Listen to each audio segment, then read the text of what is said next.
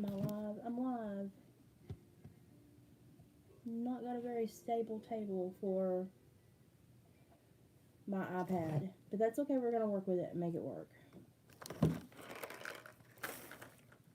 give this a couple minutes and see if it populates. It may very well not. We just have to see who wants to join in tonight and be part of the clan. I've got some stuff to talk about, and got a couple crafts to do. How are you doing?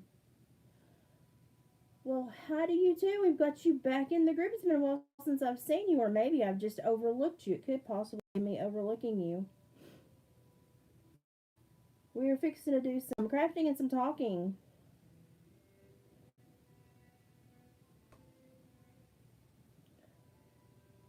I was waiting to see if anybody else will show up. We've got a few people in with us. Hey, we've got Priscilla with us. We've got Gypsy Gal.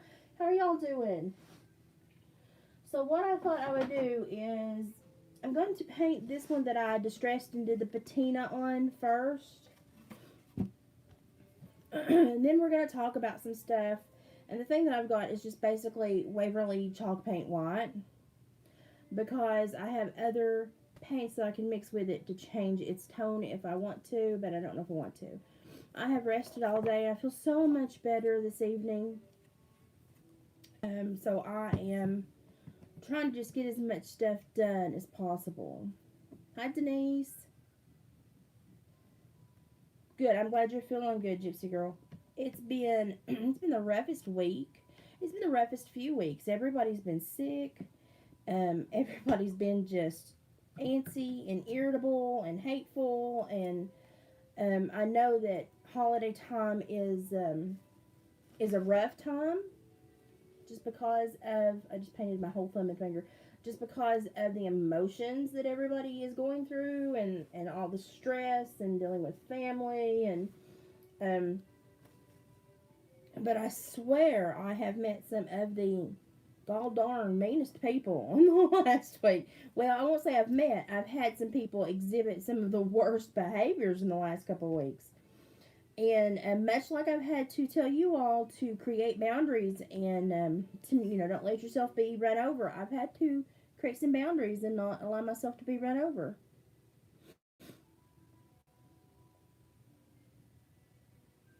Oh, Michelle, what's going on?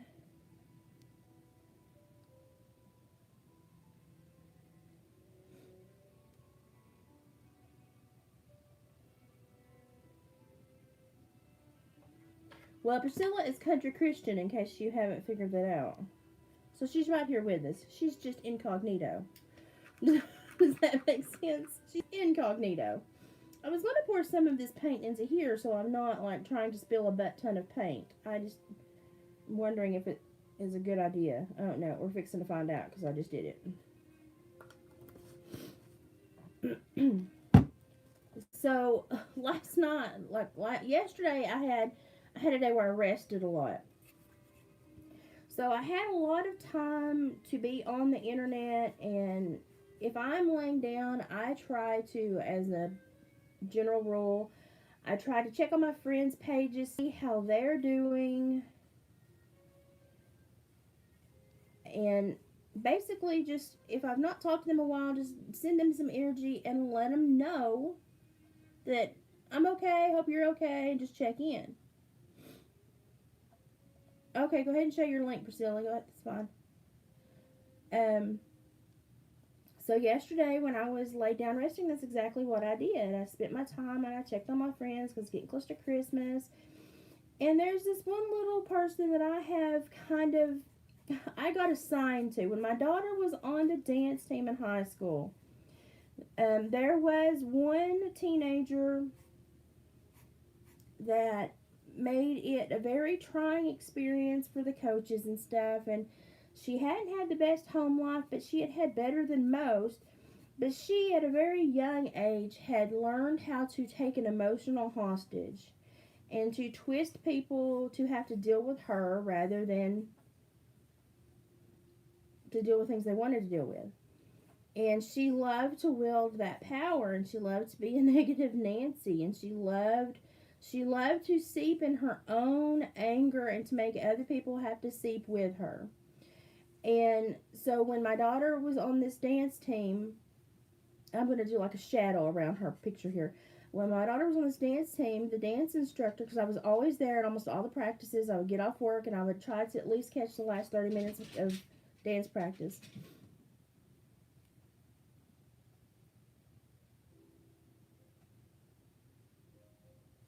I don't care, Priscilla. Everybody knows who I am. Um, but I would always try to go and catch the last half hour or so of dance. Because they struggled with this girl. Well, I showed there one day they had already should have had an already 45 minutes to an hour of dance practice. I walk in, the girls are sitting on the stage. You can tell they're upset.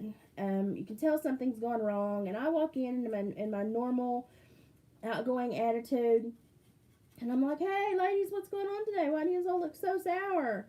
And the dance instructor grabs me and pulls me over to the corner, and he said, "Do you see sitting over there off the side of the stage?" And I said, "Oh, yeah, what's wrong? What happened?" It was that young lady. And I said, "She won't talk to us, but she refuses to join in to dance. And because she won't dance, and we're it's placement and lifts, and it requires all hands on deck. We can't practice. She won't talk to us. But we can't leave because we can't get hold of her family to pick her up. So we're all stuck here with her. And can you help us?" And I was like, "Well, I'll certainly try." So I went over there and I was like, "Hey, are you okay?" And they're like, "Yeah, I'm okay, I guess." Okay, well, when you're supposed to be participating in an activity that normally brings you joy, and I walk in and I see you sitting over away from the group and not participating, it makes me think you're not okay, and I was just concerned. "No, I'm okay. I just don't feel like dancing." "Did someone here do something?" "No." "Is something wrong at home?" "No." I don't really feel like answering your questions. "Okay, well, honey, I understand that, but you do understand that when you come to an activity that you sign up for and that you verbally state, 'I enjoy and want to be part of,' and then you don't participate, it makes us concerned for your well-being that something else may be going on, and we love you dearly and we want to make sure you're okay, so we're going to ask you a lot of questions and make sure that you're okay." "Well, I just want to be left alone." "Okay." I said, "Is something wrong?" And basically what it boiled down to was one of her friends had said something off-putting about her hairdo. I kid you not. And it had ruined her entire day. Now, of course, we're talking about a 15-year-old girl, so yeah, there's a little bit of leniency there. And I said, sometimes our friends can be the most critical of us. And it seems like sometimes they don't always do it out of love. Maybe she should have said it in a better way. But it's a hairdo. It can be changed tomorrow. You can try again tomorrow. But right now, we've got 13 other girls that would really love to participate in the sport that they signed up to participate in. And they can't without you joining in because of the lifts and the placement issues with the dances. So could we set aside our hairdo court date for a more appropriate time? And she was like, "I don't have to dance if I don't want to." And I said, "That's true. I can't make you do anything." I said, "Nobody can make you do anything." I said, "But do you see those girls over there, how sad they are?" I said, "They signed up for this." And I said, "They signed up for this to give their best to their team, to do a great job at the football games, and to go and to compete as a team." And I said, "They really enjoy this. They get whatever's going on at home in their world," I said, "which may be way worse than what you may deal with in a day." I said, "They look forward to this. And they come in ready to give their all." And today, the thing that could potentially help them cope with disasters in their world, you have stopped them from participating in. You have stopped that coping skill for them. And now they're struggling and suffering and feeling anxious and overwhelmed.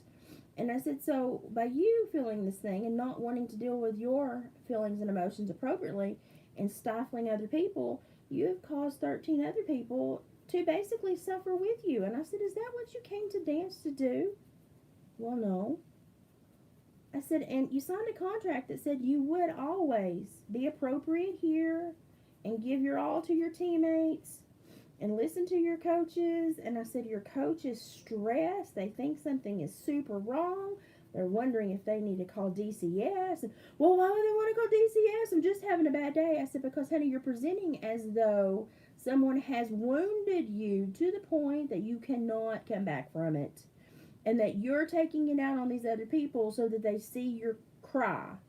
And they're wondering if this is a real cry that they need to call law enforcement about, because normally a young lady would not cost 13 other young ladies dance class without something really being wrong, because this is something that everyone loves to do because it helps them feel better. I said, so can you understand why they're a little concerned and why you should be more concerned? If you're going to put on this front and this face, you should be a little bit more concerned. Well, yeah, I guess. I said, can you go out there and give them 30 minutes of dance time today, because y'all have some stuff coming up that you really need to be rehearsed for? And I said, I just worked a 10-hour shift to bust my hump to get here to watch my girl dance. And I would love to watch my girl dance. And I would love to watch you dance too, because I think it would make you feel better. Yeah, it would. Okay, well, let's get out there and let's make ourselves feel better and let's do something productive. Let's dance. I said, let's not come to dance to hold people emotional hostage. I said, that's not pleasant. And she's like, well, I haven't thought about it that way. I understand, honey, you're 15. That's why I'm here. And I'm always going to try to explain this to you as honestly as possible. And, I'm always going to try to help when I see you in these predicaments. I know that you struggle sometimes with being overwhelmed emotionally. And I said, I know that you're seeing somebody, and I know that you're struggling with that. I said, but your friends can help you too. So I've done a little vignette around that.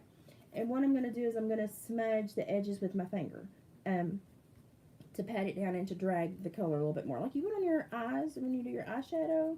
That's what I'm doing. So she danced the last 30 minutes.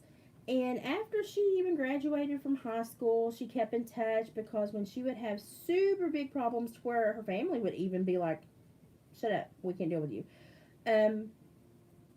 She would come to me, and I would try to help. And so fast forward, a decade or more, and she's now got 2 kids of her own going to college, and she does really good, but she gets in some spats every once in a while where she gets down and out. And she goes into what I lovingly call Eeyore mode. And she takes everybody with her. And that's the biggest thing, is that she enjoys taking everybody with her. That's the one thing that really her family struggles with, is when she's sad, everyone must be in a bad mood also. Nobody can feel their own emotion. You must feel the emotion she dictates the family feel. So it's, every once in a while they get into a struggle, and I'll get a message or a phone call, and I will try to help. Well, I hadn't heard from her in a while, because she's getting older, and I'm less cool of someone to talk to and less cool of someone to have in their life, and I understand that happens as we people age and teenagers grow up and you turn into adults. You don't need us anymore. We get that. I'm trying to make this just random around her so it looks kind of like it ripped into this shape. Well, I checked on her page, and she was struggling. She's like, I'm so overwhelmed with the statistics class.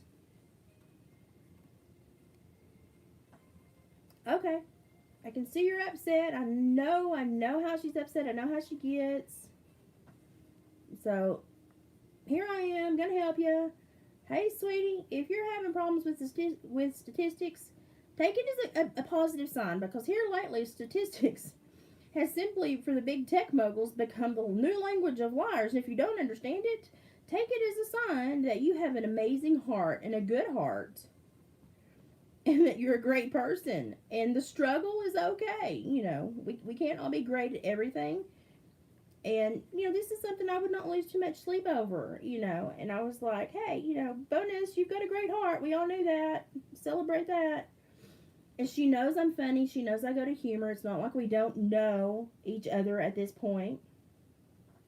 She snaps back at me, knowing I've been sick, knowing I don't have a lot of energy to expend on others.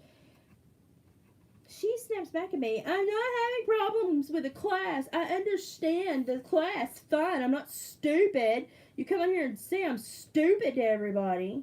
What the really hard part is that I'm a mother of two trying to go to school and work, and this is hard, and no one appreciates my struggle.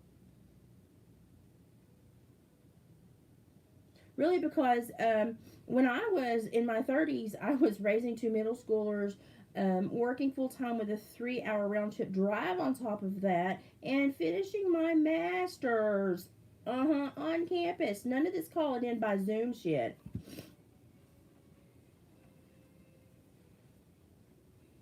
So I simply responded back, that's not at all what I meant. Just trying to lift your day. And left it at that. She messaged me.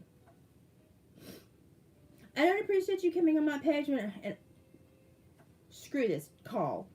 I'm not playing this game with you. I'm just going to call. She answered. And I said, what is wrong?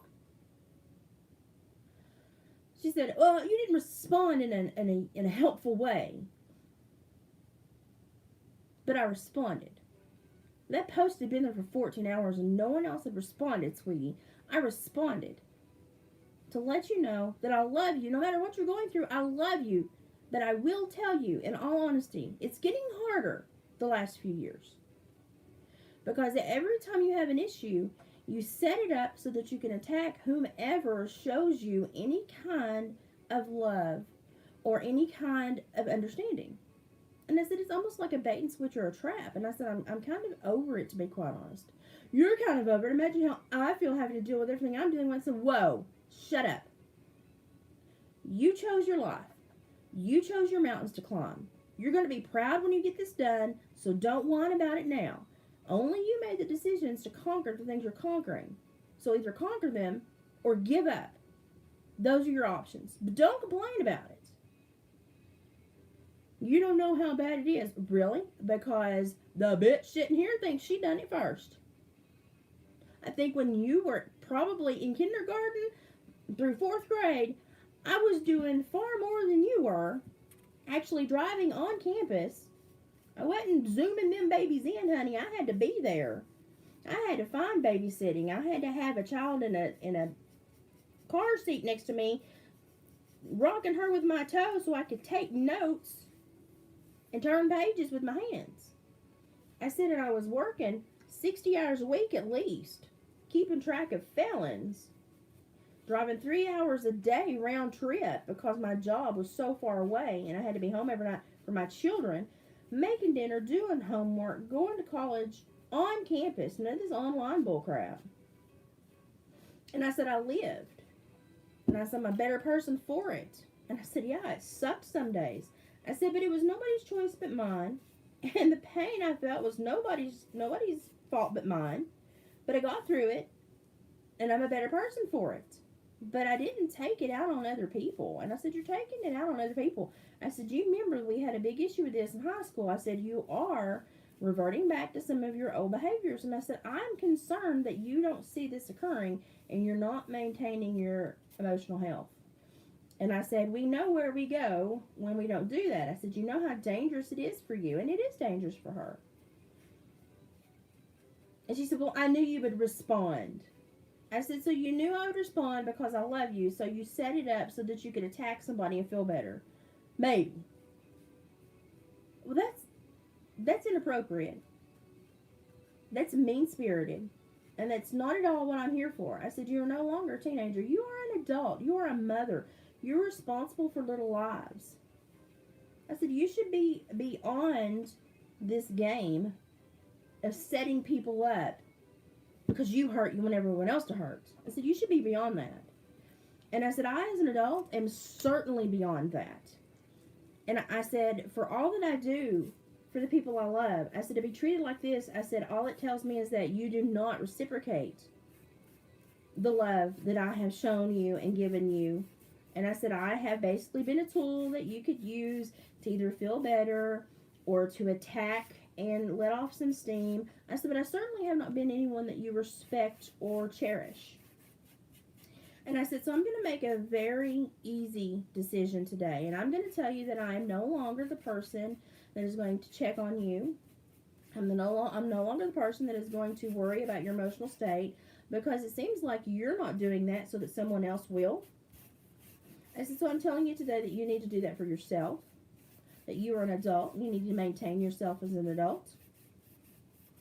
And I said that as of today, I officially quit as the person who is supposed to fix the world for you, who is supposed to check in and be your scapegoat, your whipping post, or your counselor.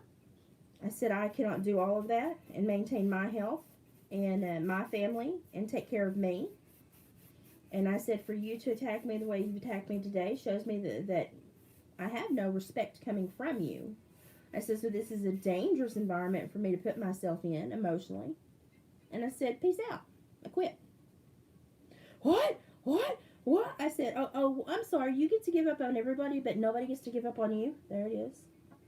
So what I'm going to do later after this dries is I'm going to fix up a couple of these darker places to be lighter. And then when it dries, I'm going to go in with a paint pen. I'm going to write a message for my soon-to-be son-in-law, so that he has something with him at all times, and he knows that I love him, and he knows that I know he cherishes my daughter, and that I appreciate that. So that is what this is for. That is what this signifies, if anybody's wondering. But I quit, and I said, as soon as we get done talking, I'm blocking you. I said, I guess if you need me, you're going to have to drive to me, present yourself in person, and have a physical conversation with me. I said, because you tend to take advantage of me online. You tend to be very dogmatic and very aggressive. And I said, I'm not having these forms of contact with you. I said, the only time that you actually are appropriate is when you're in person, because you hold yourself to a higher accountability. And I said, so if you want to see me, you're going to have to be in person, and you're going to have to behave, and you're going to have to present yourself appropriately. You're going to have to handle yourself as an adult. And them's the rules. She goes, well, what are you going to do without me? I said,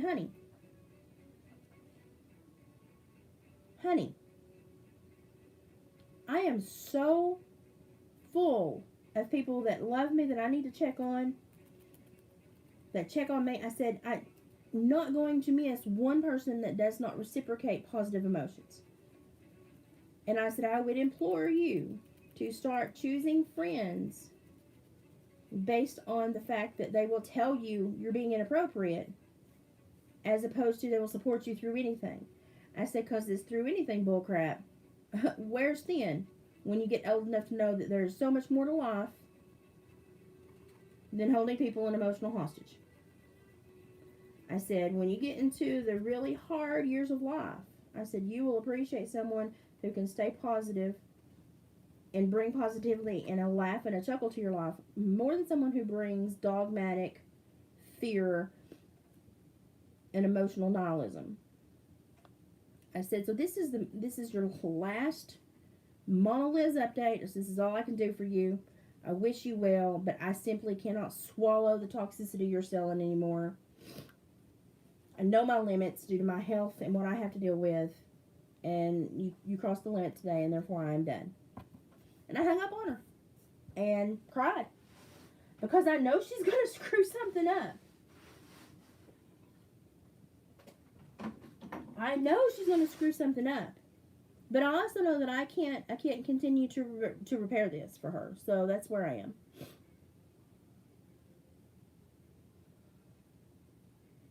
Daniel, you're cracking me up. I'm so glad to see you here. We worried about you the other night. Just wonder where you were. Honey, I don't have the Christine. I don't have the patience of a saint. I don't. Like last night, I was ready to cut a switch and literally whip the whole next generation. I was just ready to line them up and just beat the little honeys good. Just, But I also know with my health and stuff that it's very taxing. It's so taxing when someone manipulates me and wants to use my energy as entertainment.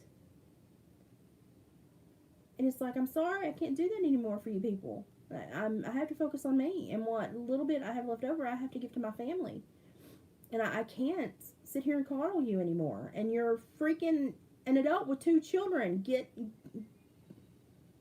the picture. So it was frustrating. It was very frustrating. And I hope she does well. And I mean, I will worry about her from time to time, but I cannot continue to get stuck in the quagmire of other people's emotional games. I mean, it's a game to her, and I can't do that. I can't do that. So, yeah, so it was, it was a little rough last night to have to deal with that. And I got very angry. Anybody that can see my Facebook post knows I got very angry. I got very angry. And I had to process through it just like anybody else would. But I got pissed. Oh, I was fuming. And my husband said, "Oh Lord," he said, "you cycled through all your good graces for the year." And he said, "Now we're back to Officer Liz, where she done." And I'm like, "Yeah, I'm done. I'm done with this crap." And so you get people get there, like we do so well for a while, and then we run out of that extra that people use, and that's okay. I mean, it is what it is. I've got to get a little brush. Or was it here? It may have been here. It may have been over there. I don't remember. Here it is. We run out of that extra that people require. And that's okay to run out of the extra and say, I'm officially out of the extra and I'm sorry, but I can't maintain you, me, and everybody else. I need to focus on me. And as I've gotten, even though I've always been in jobs to where I've had to focus on other people, as I've gotten, my health is worsened and I've gotten older, I've had to learn to say, nope, can't handle that. Sorry, peace out. And do I feel bad sometimes? Absolutely. Is it necessary? Absolutely. So, I've had to make a lot of decisions in the last couple of years about where I really put my energy and what is beneficial for me and my family, because I am someone that is affected when when I am emotionally helping someone. It does physically affect my health, and so I have to be very careful how much out of my gas tank I give others. And I try to be upfront with the people I love and tell them there will be times I will retract and say, I'm sorry, I can't be part of this. And it is because I know that if I am part of it, it will drag me down health wise. And most of my family are like, we understand. So it's not something I usually have to address because most of my family understand it. I guarantee you this young lady understands it now too. And perhaps as she gets older, she will respect the energy that people give her and not misuse their love and affection. Because, that's a shitty thing to do. It's just a crappy thing to do. I made an oopsie on a zip code on one of the packages and I had to come back and sign a new slip. But I got to see there's 2 women that work there, and I got to see my other friend that works there. And I had such a good little conversation this morning with her, and it lifted my spirit. So, what I expended on someone else, I immediately got back from some other wonderful person, so that helped a lot.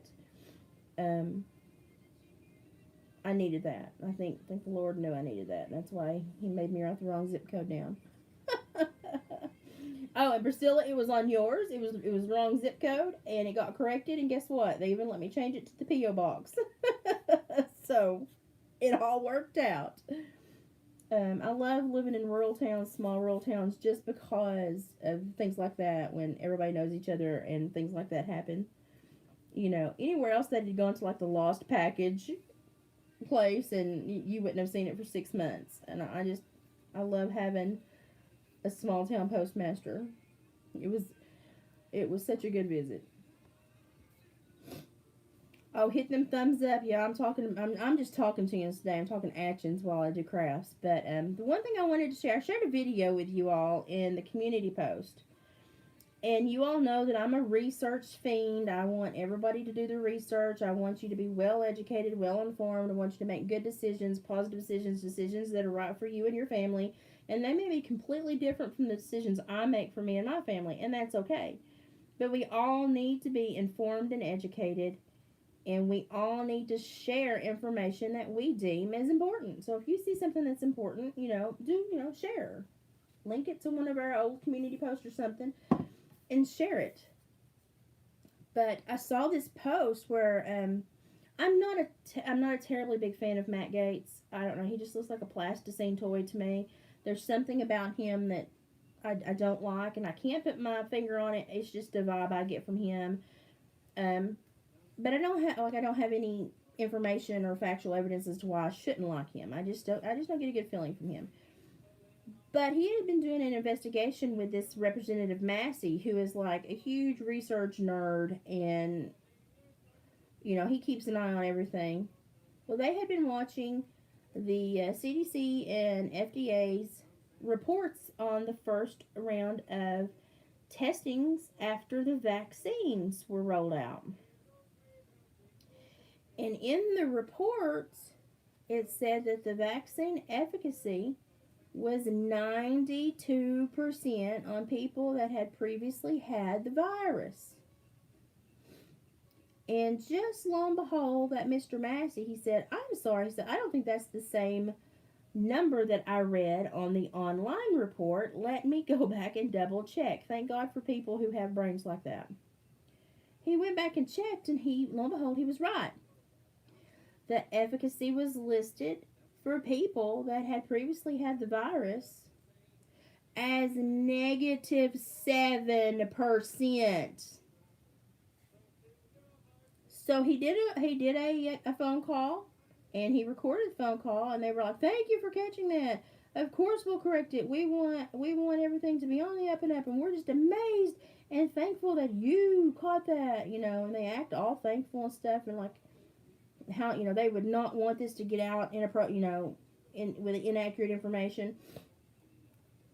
To this day, this is a year ago. This was 1 year ago that he made that phone call and found that data fumble. They haven't corrected it, and they're still actively telling people that was the efficacy rate. It was not. So I linked to the studies, which you can do. Takes a little bit of digging, but you can find them. I linked to the studies to see it for my own eyes. Holy crap, people, they lied to us. So in their report, the efficacy for the vaccine for people that had previously had the virus was -7%. It had a negative impact on their health and well-being. It did not function as desired. It actually caused more problems than it solved. And by that report, it would seem that we would not want people that have previously had the virus that have antibodies or have had the monoclonal antibodies, that we should not want for those people to undergo a vaccine because of this. But this is a year later. They have not corrected the information, the false information. And they're still telling people the false information in radio and TV interviews. So anybody care to tell me how that one's still flying? It's flying because people are too lazy to research. And to be quite honest, I blame myself, because that's something I could easily have read and reviewed, and I didn't. So guess who's going to be scouring the FDA and the CDC reports from now on? This heifer. How many other people does that surprise? Literally, how many other people that on here are shocked by that?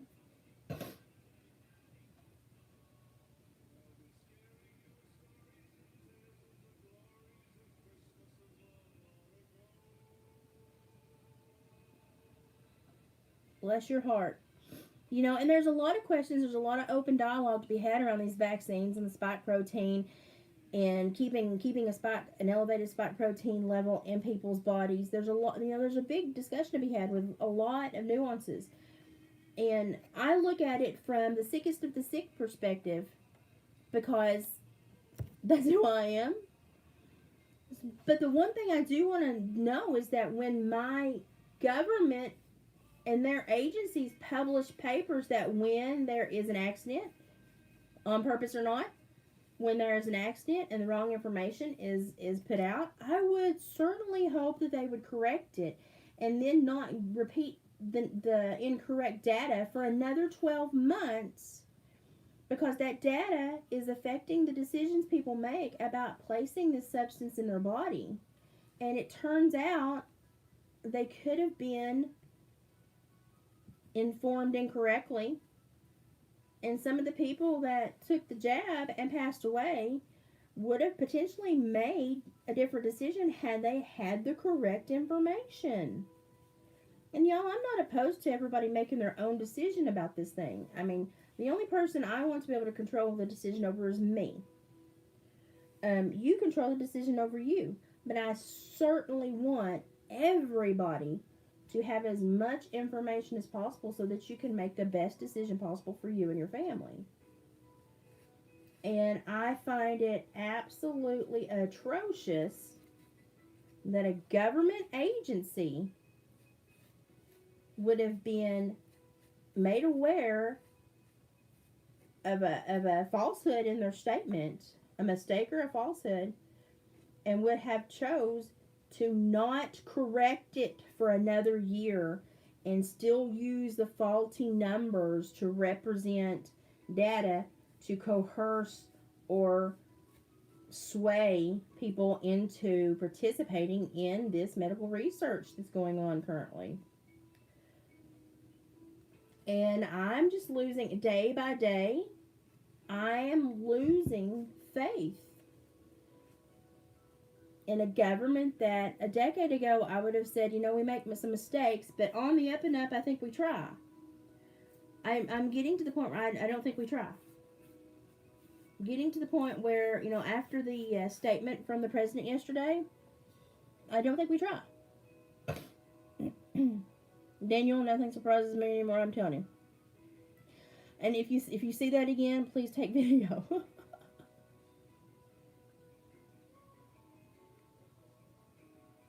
Gypsy, all I can say is you be careful and you update us and let us know you're okay after all of that.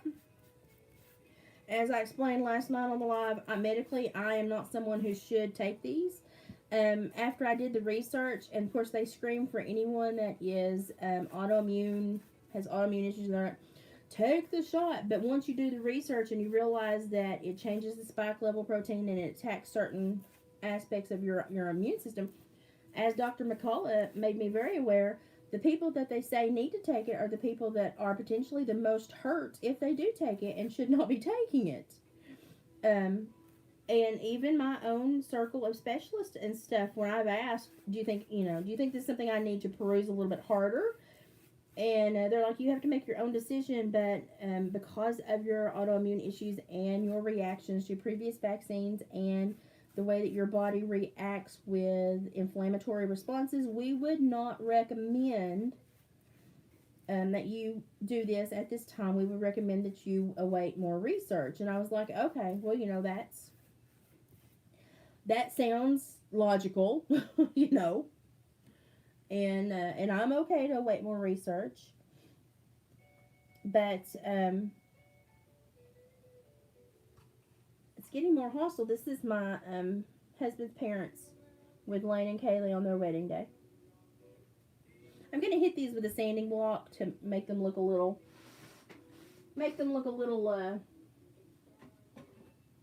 a little more rough and tumble. I'm fixing to get paint all over my kitchen chair back there, but that's okay. My entire house is a craft project at this point, so who cares?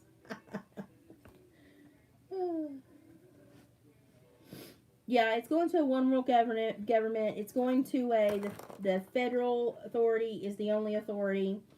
Um, especially for our live last night, I told you a lot of research I'd done to discover what was actually going on and why the Department of Homeland Security had to get in on the school board issue.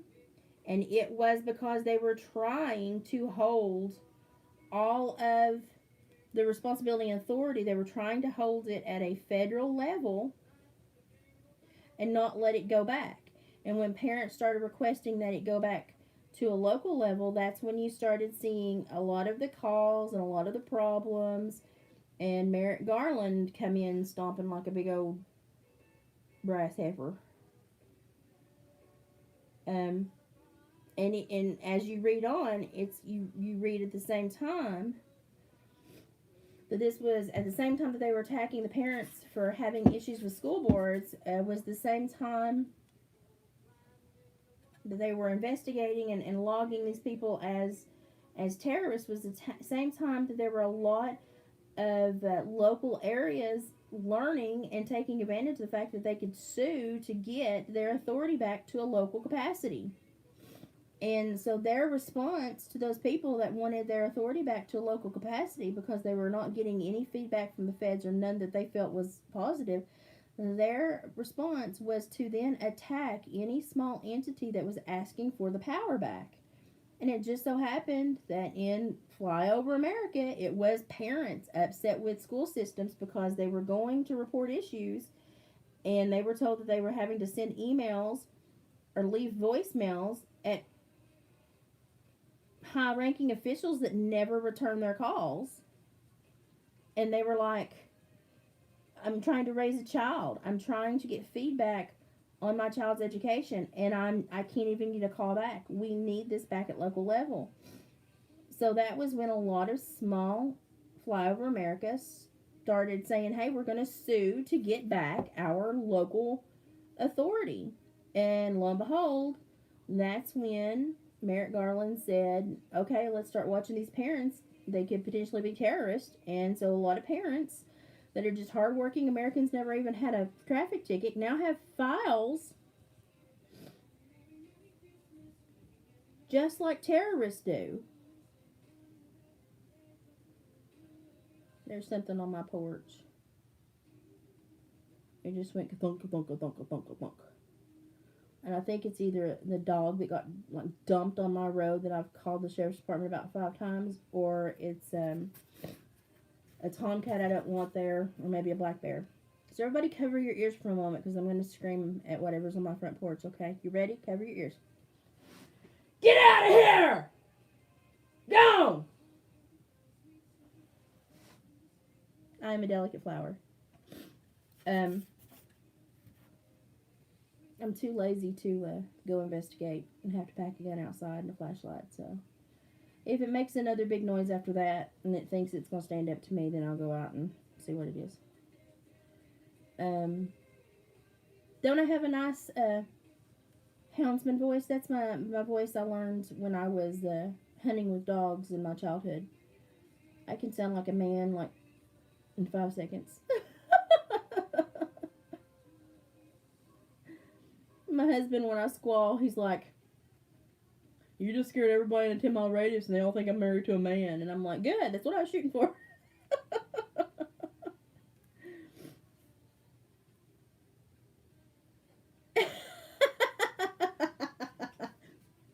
Million Mile is funny. When I don't mind, like we have possums and stuff that come up these cat food and stuff, and I don't mind them that much. But when they start thumping around or knocking over my patio furniture, now listen. If I'm feeding you, have a little bit of respect for me. I don't ask for much, but if I'm feeding you and your belly is full because of me and my special kitty cat food, be nice. But Yeah, I learned to sound much bigger and meaner than I was because you had to train hounds and you went hunting for things that were bigger than you, so you had to learn to sound mean. And you had to learn to make 100-pound hounds that did not want to obey when he was on his quarry. You had to learn to make them obey. And when I hunted hogs, we had pit bulls as catch dogs, and so you had to have a big demeanor to train these animals with these big personalities. So I learned how to act like a man. Y'all are just having the funniest conversations. Oh Lord, Daniel's gonna be Catwoman. Love that voice. You cowgirl, you know the voice you have to have with them, especially with them 1,200-pound animals. People think. I found myself on the weird side of TikTok that one day where it was like they were teaching this horse to hobble, and a lot of people don't understand the logic behind teaching a horse to hobble. And so they were attacking this cowboy, this really great trainer, because he was teaching his horse to hobble. And horses can still cover ground when they're hobbled, when they learn how to handle the hobble. It's not like they just move slower and you can stop them and grab them and they don't get into trouble as quickly. And a lot of people were like, tell me what is positive about this, that this poor terrified horse, the horse was just like, dude, I'm hobbled. I gotta hop over to, he was fine. This is abuse. And I was like, and I chimed in. I said, no, I said, abuse would be not training your horse to respond appropriately to leg pressure, because horses are notorious to get into fences and to get tangled up in things. And when they go completely left brained and rip their leg half off and have to be put down because of an injury that can't heal, or they ruined a tendon and the leg will never function again, and they've basically crippled themselves because they were never taught to handle leg pressure sensations. I said, that's cruel. That's a bad owner. I said, this owner is saving his animal from all of that, because that animal is going to know, if I feel this pressure, I wait for my person and they make it go away. And the trainer was like, thank you. I get attacked every day. And I was like, I understand. I was like, I had horses my entire life before my health turned so bad. And a lot of people do not understand that is not a toy. It is not a teddy bear. It is not a friend for life. It is a half-ton to ton animal that can kill you at any moment out of stupidity or desire, and that you have to have a very delicate bond with, and you have to make sure that when you train them and you are the alpha. Otherwise, you will have issues. I said, but you did a really good job. Your horses are going to be absolutely safe because of the leg pressure responses, and I commend that you do. And it's hard to train them to hobble pressure. It's really hard, but it's very worthwhile. I said, I commend you doing that. I said, it's hard work. And I said, that's true love and devotion to your animal. And but you go over to and then you ask these people, how many horses have you had? Well, none, but that's abuse, straight up. You know nothing about the topic, but you automatically know it's abuse. And I'm like, good God Almighty. That's like me walking into Jenny Craig and telling everybody I know how to make them thin.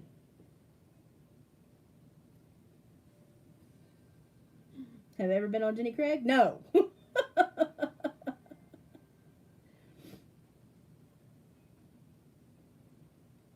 I saw that big. Is that what we're calling now? Is that what the world's calling now? Big Juicy. I saw that she posted more video from Ben Hill Road. I did not know if it was video that she may have taken the other trip and just trying to make people think she was back, or that she actually went back and took more video. I trust this woman about as much as I trust my dentist when he tells me the Novocaine shot won't hurt.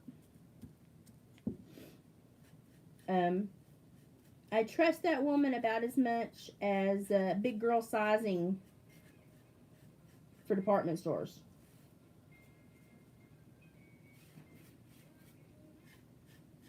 I trust her about as much as when they say leather shoes will stretch by a size down. Are we going? Do I need to keep going? I trust her about as far as I can spit. I can spit it far away. But I don't trust that woman. So I didn't know if it was something she was just trying to blow smoke up her onions, and it was video she took the other day and was just trying to like roll off as she was back, or if she actually had been there. So I hadn't otherwise give it much thought. But now she's already got like a trespassing charge, hadn't she? She gonna have to learn how to be careful where she puts herself. She's gonna end up in a world of hurt legally. Bless her heart. Bless her heart. Lord love her, bless her heart times infinity, because she needs it. Lord love her, bless her heart.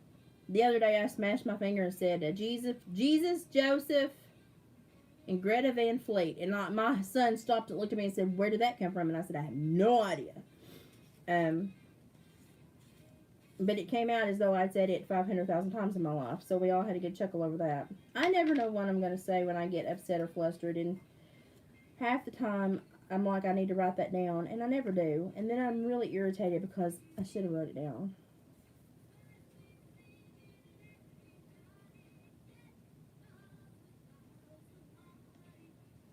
I'm just a painting fiend tonight, y'all. Just a painting fiend.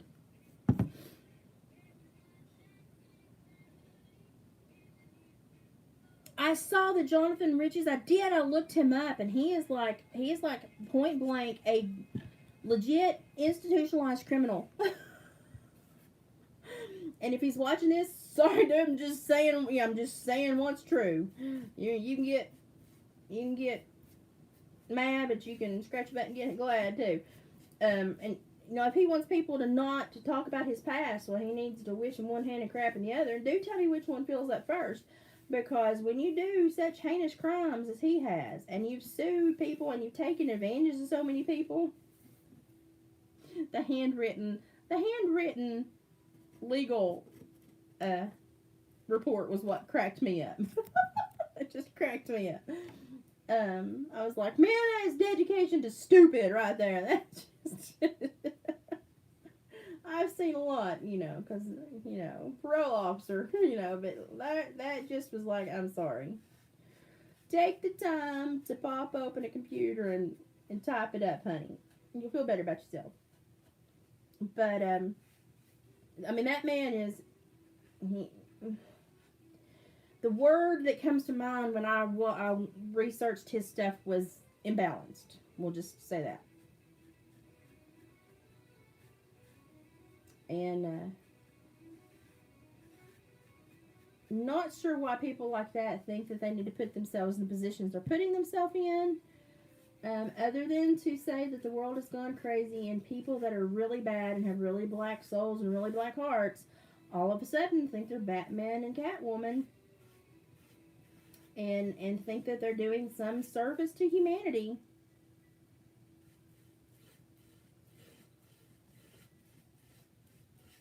And then you find out that half what they're doing is done via illegal means, or to illegally apply funds in an illegal manner, or to straight up steal. And you're like, okay. Because they did it all thinking that they were justified in doing that, and they were doing something positive. And that's why I'm saying, if anyone online ever asks for money, you tell them no. If they ask to donate funds to a cause, you ask for the 501c3 code, and where you can apply those funds at a physical place of business, and you do it the right way so that you can cover your butt and make sure you have your tax paperwork. Because someone is taking money up for the right purposes, will not try to push you into it, force you into it, guilt you into it. They'll just give you the avenue to give you the money and walk away. And I'm sorry, I'm going to pick on Nita for a minute. And Nita got done really dirty here lately, but the next day she was on the road. And she was on the road to interview a family. And I was like, well, bless her heart. She's still going. She's still trying. And I can see the positivity in that. And bless her heart.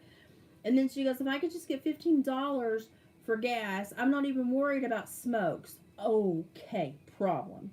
Now, even if you are investigating for people, and it's like you're doing it out of the goodness of your heart, and you're taking funds to help you travel to do the investigations, the funds that you take should be spent directly on things that help you investigate, okay? I'm even okay with her paying a car payment because that car gets her somewhere. I'm okay with her paying for meals as a per diem account, thing. I'm okay um, with all that. But when you start buying cigarettes and things that are not required to complete the task at hand,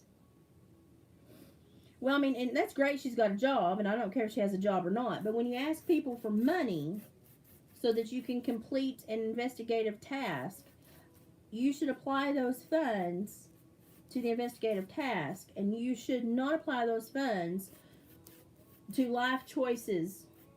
Like if I was out and I was saying, send me money so that I can continue to spread my word and emotionally connect with people and help them through hard times, then that money would be used to pay for the vehicle that got me there, the gas that got me there, a hotel bed if I needed it, and maybe 2 meals a day. But if I had a big craving for a Snickers bar, or if I had a craving for Starbucks, which was not necessary and was not part of a meal, that would be coming out of my pocket, because at that point it's a choice. It's a personal choice. And it's not something that is necessary and part of like the living expense or the cost of investigating. It's an extra. It's a bonus. And I look at it very much like when my jobs used to give me per diem. There were certain things you could and could not use that per diem on. And so I learned very quickly the rules when it comes to money for travel and work costs. And you have to be super careful, people, because if you leave a question mark hanging above your head about why you chose to spend money on a specific item, people will start to question you. And then when people start to question you, it breaks down. And you have to hold yourself to a very high. I'm gonna get paint all over this shirt, but that's why I put this shirt on. It's old. You're gonna have to hold yourself to a very high credibility standpoint so that other people know that you're in it for the right reasons. You have to really be hard on yourself before you have to be hard on yourself than anyone else can be hard on you. Y'all, I'm still where I was the other day when I showed you the video, and I've just been so freaking. I've just been resting. I'm so behind.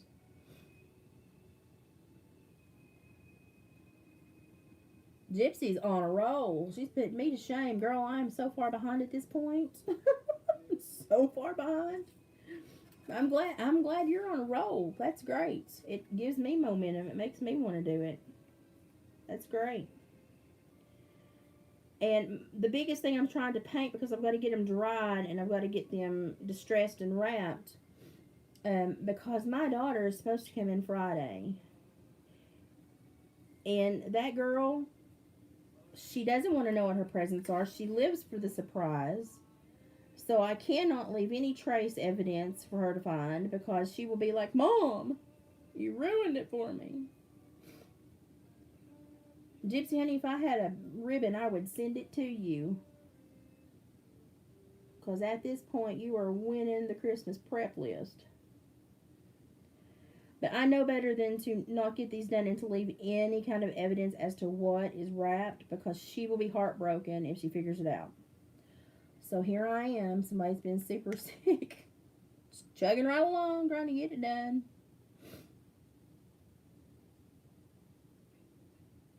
I have like 2 dozen little wooden honey spoons that I was going to burn, and where I got sick, I never got them burnt. I was going to turn them into ornaments.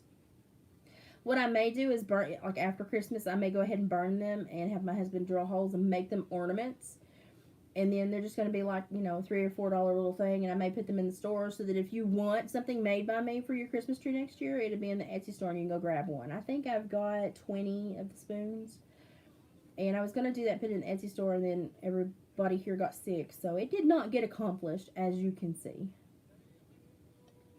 Ask Priscilla what my house looks like. I showed her on video last night when we were talking my big craft pile on the kitchen table. My huge craft pile on the kitchen table and my huge laundry pile in my recliner that I have not folded. It's sad. I've got to get to it. My house is just like piled from crafting and laundry. It's not like dirty, but it's piled. And so today, tonight, and tomorrow, all day is to finish the crafting. Hello, mother. Get your button gear. And then Thursday night and Friday morning, while I'm waiting for people to come in, I'm gonna run over the floors real quick and run the vacuum and do a couple things. Nothing big. Nothing big because my house is to be lived in. It's a lived in house, but I try to make sure when anybody's visiting, the beds have laundered, fresh smelling sheets, freshly laundered sheets and bedding, and bathroom's been Lysol and ready to roll, and the floors are clean. Now with my crew that hunts and fishes and traps, and it's rather hard to keep my floors clean when they all show up with their boots on. But you know something? That's okay. I don't mind to run the vacuum and the Swiffer as soon as everybody goes to bed every night. I just kind of run and catch the floors. The only thing I've kept done has been the dishes lately. Isn't that sad? That is so sad.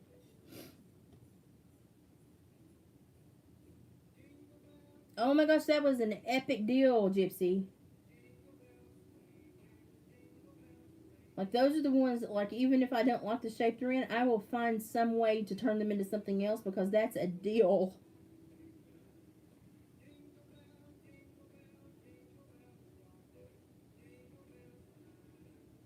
My husband still has some Jawbone keychains on Etsy if anybody is interested. I think he's got a coyote and I think he's got a coyote and a bobcat left. I can't remember. He checked Etsy the last time it got checked, so I'm behind. Um, and I think they're just like $5 or $7, and the teeth are glued in so that you won't lose the teeth.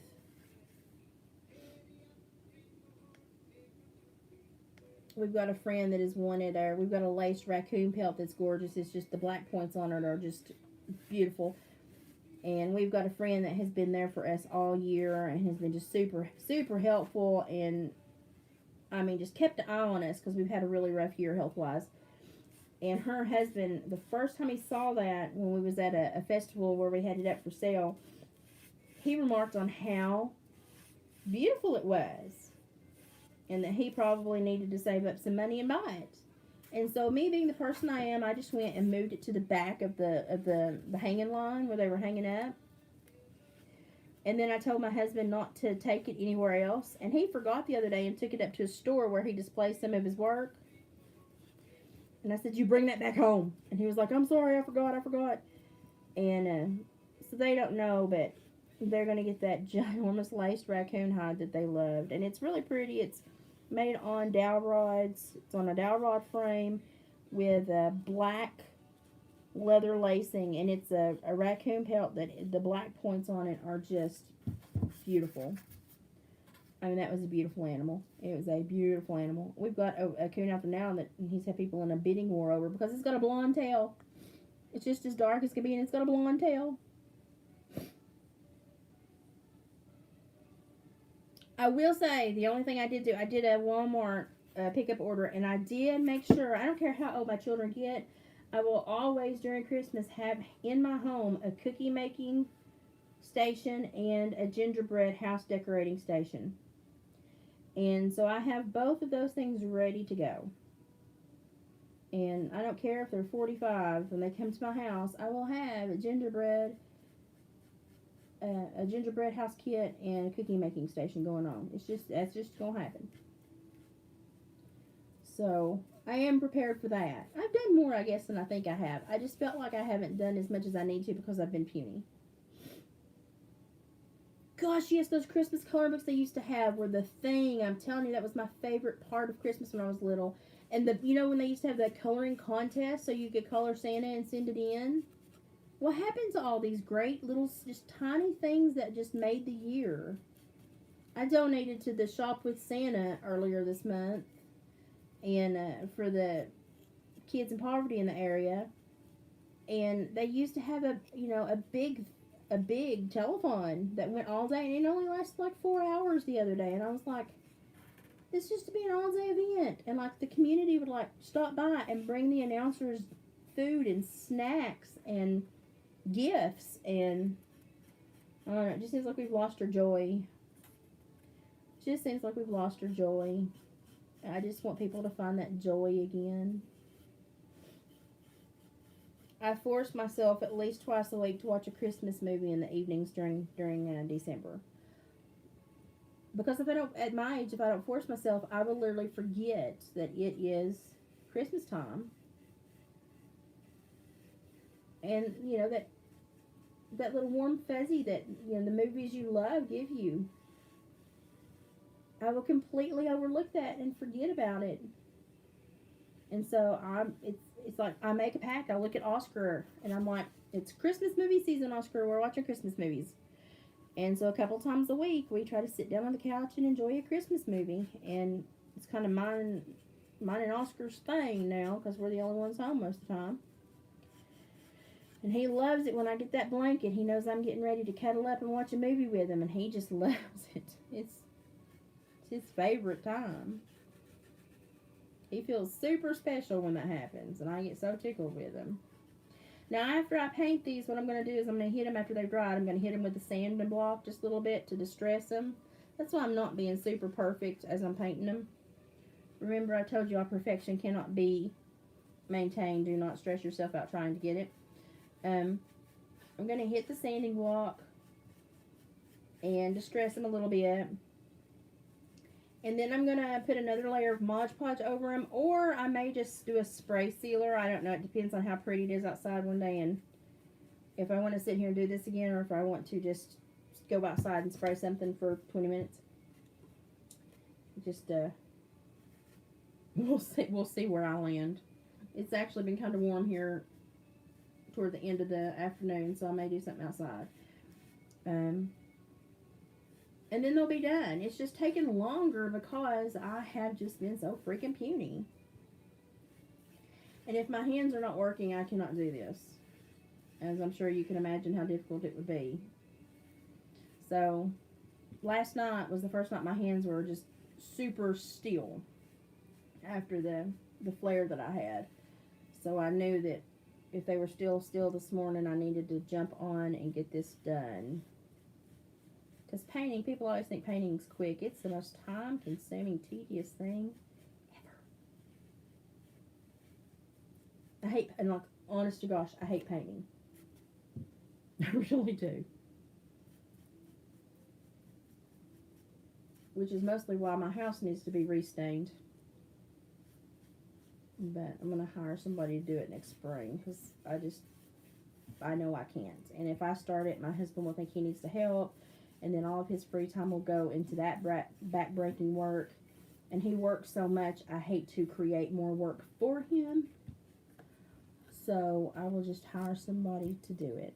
Pay somebody local. I am literally going to get paint all over me.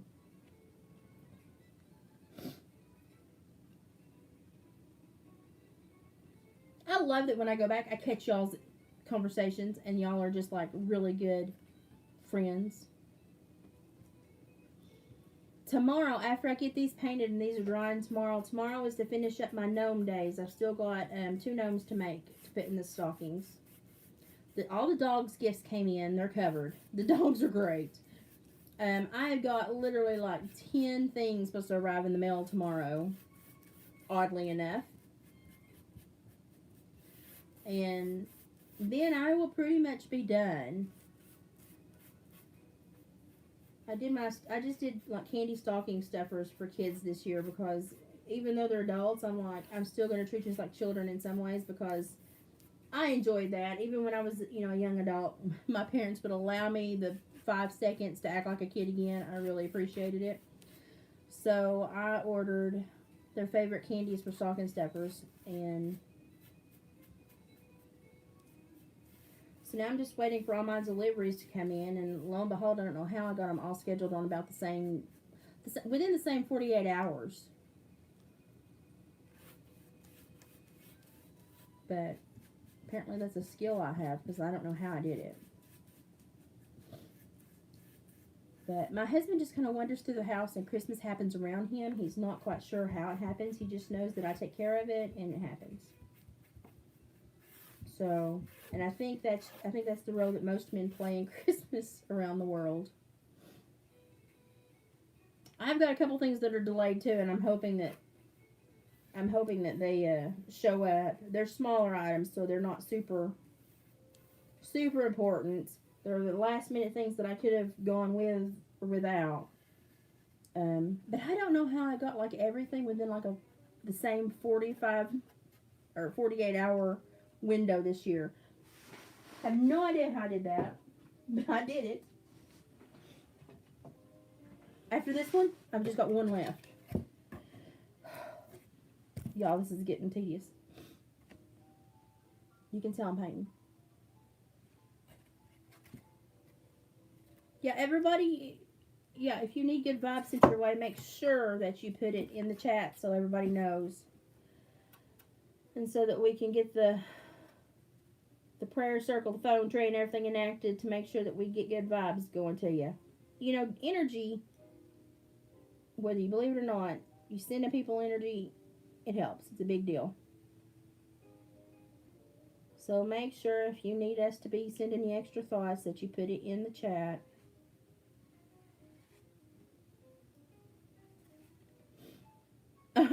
Somebody's going to pull my Christmas dinner of chicken and dumplings. We're actually going to eat at the in-laws, but I will probably make a roast the next day. But now I can't go. Shopping for the food until tomorrow, the next day, because my little country grocery store that I use, that has the best meat, the best butcher, they just put down new floors. They're like a week behind, and so they do not get their truck in until like tomorrow sometime. So then I'll have to go after that and do what little bit of grocery shopping I need to do, because I cannot afford to buy meat at Walmart. If you can afford to buy meat at Walmart, you live in a different class than I do, because I cannot afford to buy meat at Walmart. And I am so bonded with my butcher at my little shop that I almost don't want to buy meat at Walmart. I mean, the meat at Walmart's atrocious, is it not? Gypsy Gal, you got 'em, honey. This is a hard time of year, and if somebody's experiencing sickness or anything else going on, it's so difficult. And like last night when I had to break off that toxic relationship, for my own sanity, it hurt to do it. But I knew it was the right thing to do, because I've been in this situation and I've had to help people learn how to handle these types of situations, and I knew exactly what I needed to do, but it doesn't mean it hurt any less. But it's a rough time of year. It's an absolute rough time of year, and we all need to be there for each other, and don't put yourself in a position where you're going to be hurt, but we all need to be there for each other and love one another as much as physically possible.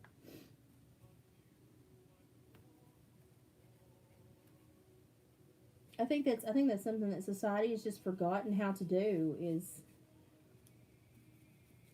how to see us as a group of people that we all need the same things. I think we're stuck in that whole tribal view set where we don't understand how to see people as people that need the same things we need.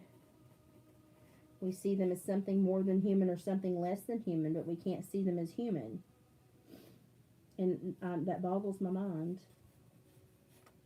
Absolutely boggles my mind. I'm going to almost use this whole thing of paint on these things. I'm glad I wasn't going for a perfect finish, because if I needed to do a second coat, I'd have had to go get more. That would have been horrible. I do not shop. I hate to shop. I order everything or have the little delivery boy bring it from Walmart pick up. Because if I go to Walmart, I have to take that stupid rolly cart. That's a pain in the butt to get in and out. It's a pain in the butt to try to do the self-checkout with the rolly cart, with everything. It's just a pain in the butt. So I just do it, pick up orders. And thank God for that little boy that runs that business that delivers it. We've got one boy that runs a business that delivers stuff in this county. And bless his heart, but he has just become extended family. I've just adopted him. And if I'm sick and he's had to grab medicine for me, or he's had to grab stuff at Walmart, he will always shuffle me to the top and make sure that he gets me taken care of and covered, so that I can either, lay down, rest, or not have to sit up and wait on him. He will message me and say, ETA 10 minutes, I'll honk when I'm around the corner. And I'm just super thankful for that young man. He is such a, he's a very savvy businessman, but he is such a sweet human being. And I've just kind of adopted him. So half the time if he's here, if I've made peach cobbler, I send a piece out in a bowl. Or if he's had a long day, or if some days his little boy, if his little boy is out of school, his little boy will ride with him, and then he'll scream, "Hey, Mama Liz," from the vehicle, and I'll send his little boy out a treat or something. So I've just kind of adopted him. It's nice to have those little bonds in your community. But his little boy is adorable. And he'll roll that window down. He feels like a big man. He'll roll that window down. "Hey, Mama Liz." He's just like 5. He's a sweetie pie. He absolutely cracks me up sometimes. Very smart young little man. I mean, he's ready to start school. But he's in like pre-K now, but he's ready to start kindergarten and school. And I would dare to say that from the education he's gotten at home, because his parents are just really good parents, he is going to be at the 3rd grade level when he's in kindergarten. And it's just amazing. It's just amazing. I used to tutor kids, and to a certain extent, yeah, they don't need to have a whole lot of pre-education before school. Sometimes they really fall into school, and it's done in a way to where they don't get behind even if they don't know their ABCs and they can't count. It's done in a way that, they can get caught up with their classmates. But if you give your kids any extra edge, it's a great thing. Coming from someone who used to tutor for AmeriCorps and take care of children who couldn't read because their parents were also illiterate. So from an area that struggles to have parents that can actually help their children with schoolwork, if you have the ability to help your child. Because if they go in any ahead, it's going to help them immensely. But this little feller's so cute.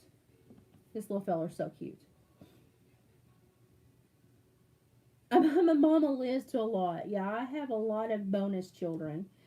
I've got one that was just my son's friend that just was always at my house.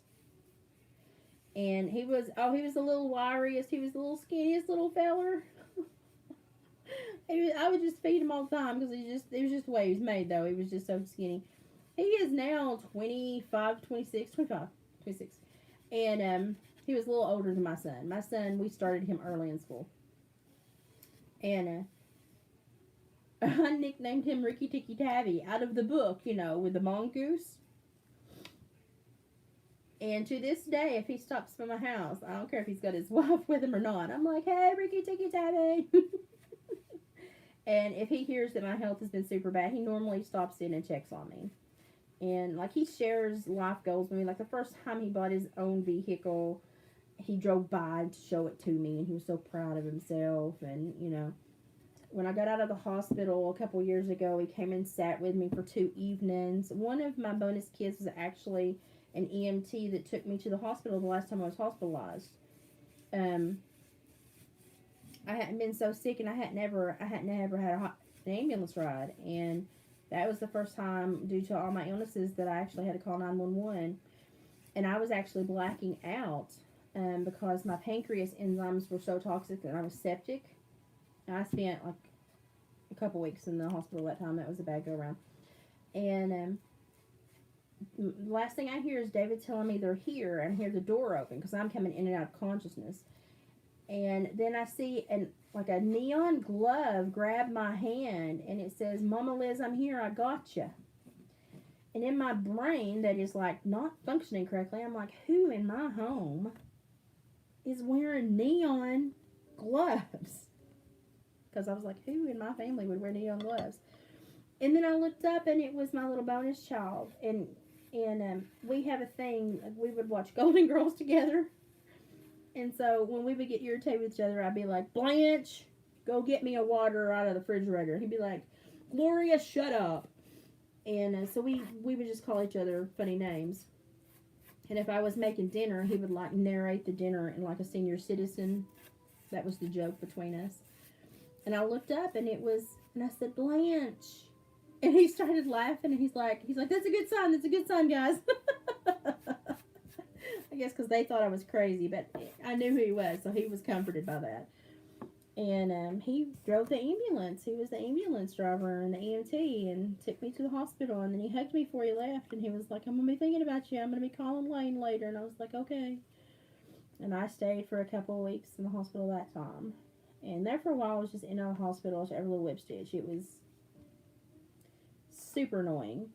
But my pancreas enzymes would not stay because my pancreas was being affected by this RSD, and it was not functioning some days. So my enzymes would go completely crazy, and then I would end up, my bowels would not work, and I would end up going septic, and I'd have to stay in the hospital, and they would threaten to send me to Nashville for that pancreatic dialysis, and I had to take like medicine that was like $1,200 a month, and it was just like, it was bad. It was a rough time. So I'm much healthier than that time frame I went through. A lot of the stuff I've dealt with this year, had I not had the mastoiditis to deal with, I would have actually probably had a very positive year. So I guess that's one way to look at it. You know, I actually have done better than I had been doing. Like, I got told 6 times in 2 years to prepare to not make it out of the hospital. Like, the doctors would stress it to me, and I was like, dude, I'm good to go. I'm like, I'm good to go if something happens, but, you know, I'm belligerent, so I probably will be here tomorrow when you walk in. It's just how I am. And the doctors always get a kick out of me. But when you get told you're going to, you know, prepare to die 6 times in 2 years, you know, it makes you process stuff. But I processed a lot of stuff before that, so I was prepared. And my son, one of the times I was in the hospital, that was the week he was going to take his girlfriend and propose to her. And when I got put in the hospital, I was in there for like 8 days that time. He was like, do you want me to not do it? Do you want me to wait till you're out of the hospital? And I was like, why? No, this is your life. Continue with your life, please. Go on with your life, please. And he's like, I feel bad. It's celebrating something when you're in the hospital. And I was like, honey, life goes on. And I'm not your priority at this point. Your priority is your life and this woman that you're going to start, you know, your new life with. And do not ever base y'all's life on my health status. My health status sucks. It's going to suck for, you know, now until eternity. Do what's right for you guys. I should be way down on the list at this point in your life. And when I was sick the other day, they were supposed to take the 1st of December when I had to go to the ER because of the vertigo and sickness. They were afraid that something else was going on neurologically, and as soon as I got to the ER and they found out it was just the vertigo and the intracranial pressure again, and they were going to help me deal with that, I messaged my son and I said, you are set to leave tomorrow morning at 6 a.m. for your anniversary trip. I said, I am fine. I'm not having a stroke. I'm not having any neuro issues. It is the vertigo and intracranial pressure. It will be repaired within 24, 36 hours. You had better get your butt up in the morning and take your wife on your anniversary trip, because I am not the most important thing in your world anymore. That woman is. You take her and make those memories. They're more important than sitting here and worrying about me. And he gets irritated when I tell him things like that, but he knows it's also right. And her parents are the complete opposite, and they want to be the center of everything and to demand that they are listened to and obeyed. And I'm like, nope, y'all are grown-ups. It's y'all's show now. And I should not be a priority.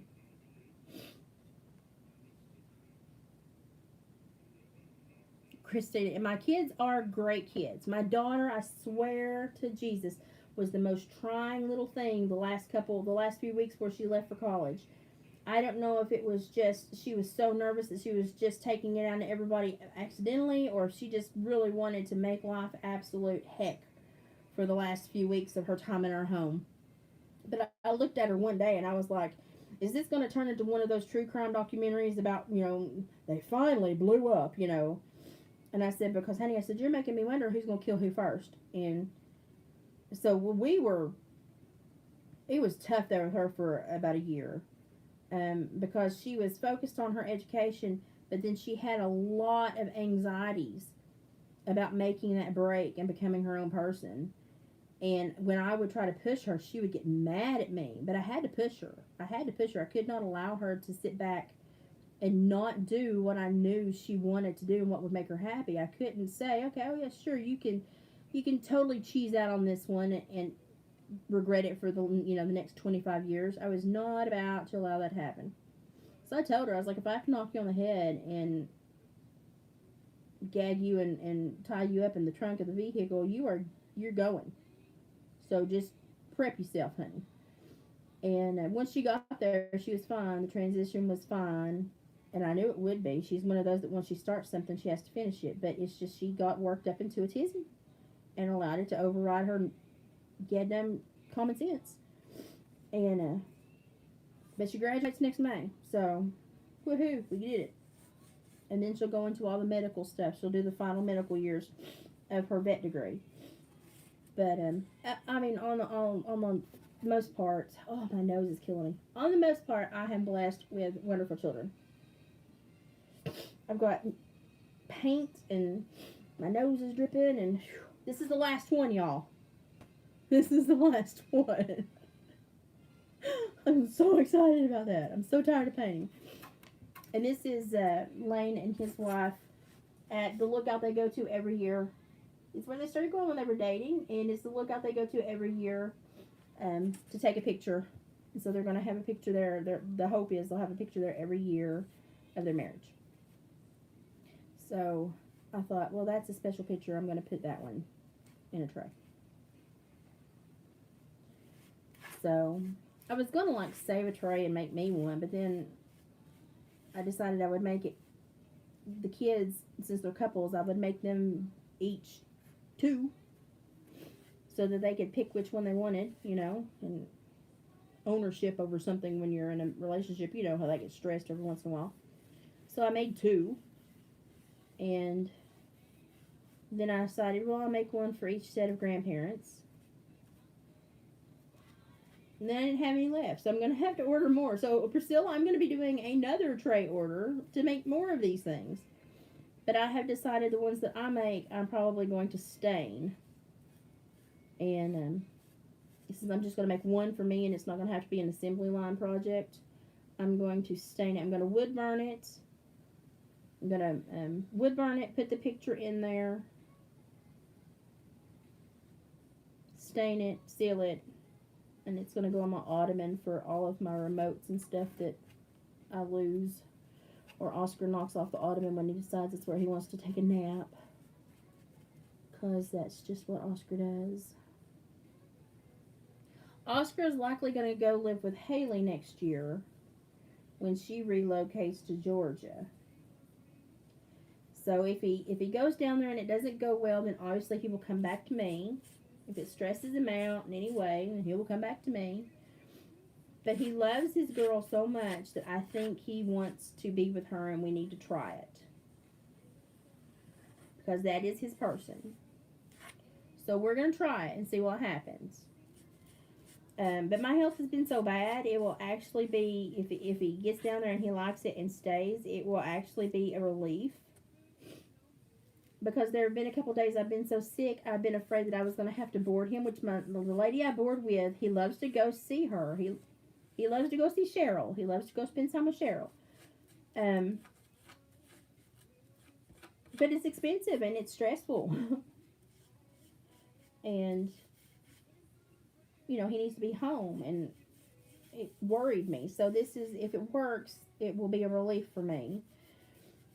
And I will probably never have another small animal in the house unless it's a bird in a cage that requires minimal care if I'm sick, you know.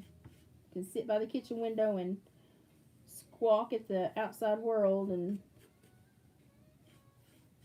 be amused and entertained even if I'm sick. But Oscar is probably going to be moving to Georgia next spring. Aren't you, Mr. Edie Poe? Are you going to move to Georgia? Are you going to go live with Haley?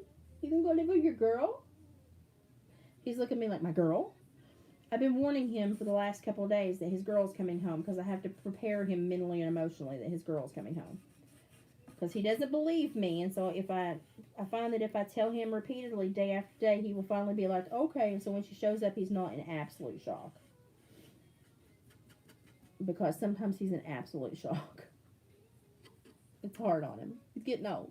He will be 9 next February. He's an old boy. 8 was a big year for him. 9's going to be an even bigger year for him because he's going to move. And he's going to have a new sister. He's going to have a black Labrador Retriever sister named Nala, which is my other granddog, which also has Christmas presents under the tree. I am that person. And I think it will be good for him. He's normally really good with other animals. I don't know what it was about Causey, if it was just my health, the timing in his life. I don't know what it was, but that did not go well. Oh, speaking of Causey, my husband's allergic to cats, so I can't have a cat in the house. Or I would have a cat in the house. Speaking of Causey, his new mommy, his new family, we are in contact. She shares videos, pictures, and actually even calls. If something really funny or special happens, she calls. She called the other day and talked to us, and I helped her with some training stuff, and then she sent me some videos the other night. He is doing phenomenal. He and his new sibling, I think it's his brother, are best of buds. They went on a whip-topping Sonic trip the other day, and I can send him voice messages, and she will play them for him, and will then tape him hearing me, and he remembers my voice, and he comes running like, I know that voice. And if I video call with her, and he will watch the phone because he watched YouTube videos with David. He will look at the phone and be like, I know her. So he's very happy, and he's in a great place, and I have no doubt that she's going to have him forever. She is super thankful for him. He came into her world at a time when she absolutely needed him. I think it was just what was meant to be. And she is like, I've never been able to train young dogs. And she's like, so if I've ever bought a puppy, I've had really dogs with bad behavior. And she's like, I'm now, when I go places with Causey, and she kept his name the same. She's like, when I go to places with Causey, people are like, you have the best behaved little guy. And she's like, I do, don't I? And that's why she called me because she could not get him to do anything. And she called me to learn his training cues and the words and how I spoke to him. And as soon as she picked that up, he was like, man, dang it, they trained you too. And he's like, man, I got to do this now. But, he responds just as if it was me saying it. And she's like, his behavior is great. She's like, he's the best little man. She's like, he's so sweet and handsome. And he's doing great. He's doing absolutely great.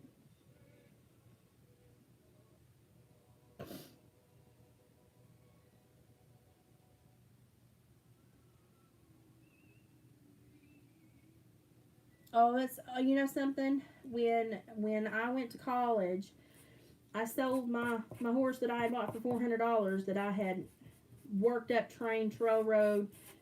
I had been offered up to $3,000 for him. He was a great little horse. I mean, I put miles on that little guy. When I went to college, I knew that if I left him on the farm, Dad would inadvertently sell him to someone. That was just my dad's mentality. And so my best friend, who had also spent years, she would say, can I borrow him? Can I run him at barrels here? Are you going to take him here? Can I do this? So they had a really good, I just got the alarm. They had a really good relationship. they were trying to find her first horse around about the time I was fixing to go to college. So I went to her family and I was like, hey, would you all like to buy Jack? And they were like, we can't take him away from you. And I'm like, I'm fixing to go to college. I'm going to be on campus. I'm going to be 2 hours away. I don't want him left at the barn for dad to think he has ownership of to sell, because that's just how my dad is made. And I said, if you all would take him, I said, I would know he's safe. And I said, I would know that she had a horse that's not going to hurt her. She was my best friend, but she was not regular horses. And they were jumped on it because they knew, Jack was safe, he was well trained, and they knew that she knew how to handle him and knew all his cues and stuff. And they're like, how much do you want for him? Because, like in the county, he was one of the best known horses. And I was like, I spent $400 on him when I bought him at sale. And I said, he came with an old saddle and bridle. I said, I still have that old saddle and bridle. And I said, I know she doesn't have a saddle and bridle.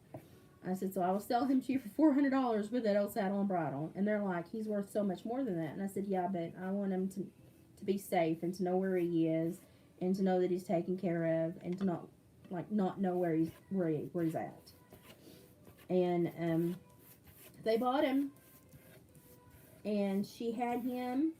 And when I moved back after college and having 2 kids and getting divorced and life happens, she called me one day and she said, hey, I'm fixing to rotate pastures, and I thought, would you like to have, she's like, I'm going to have to load Jack up.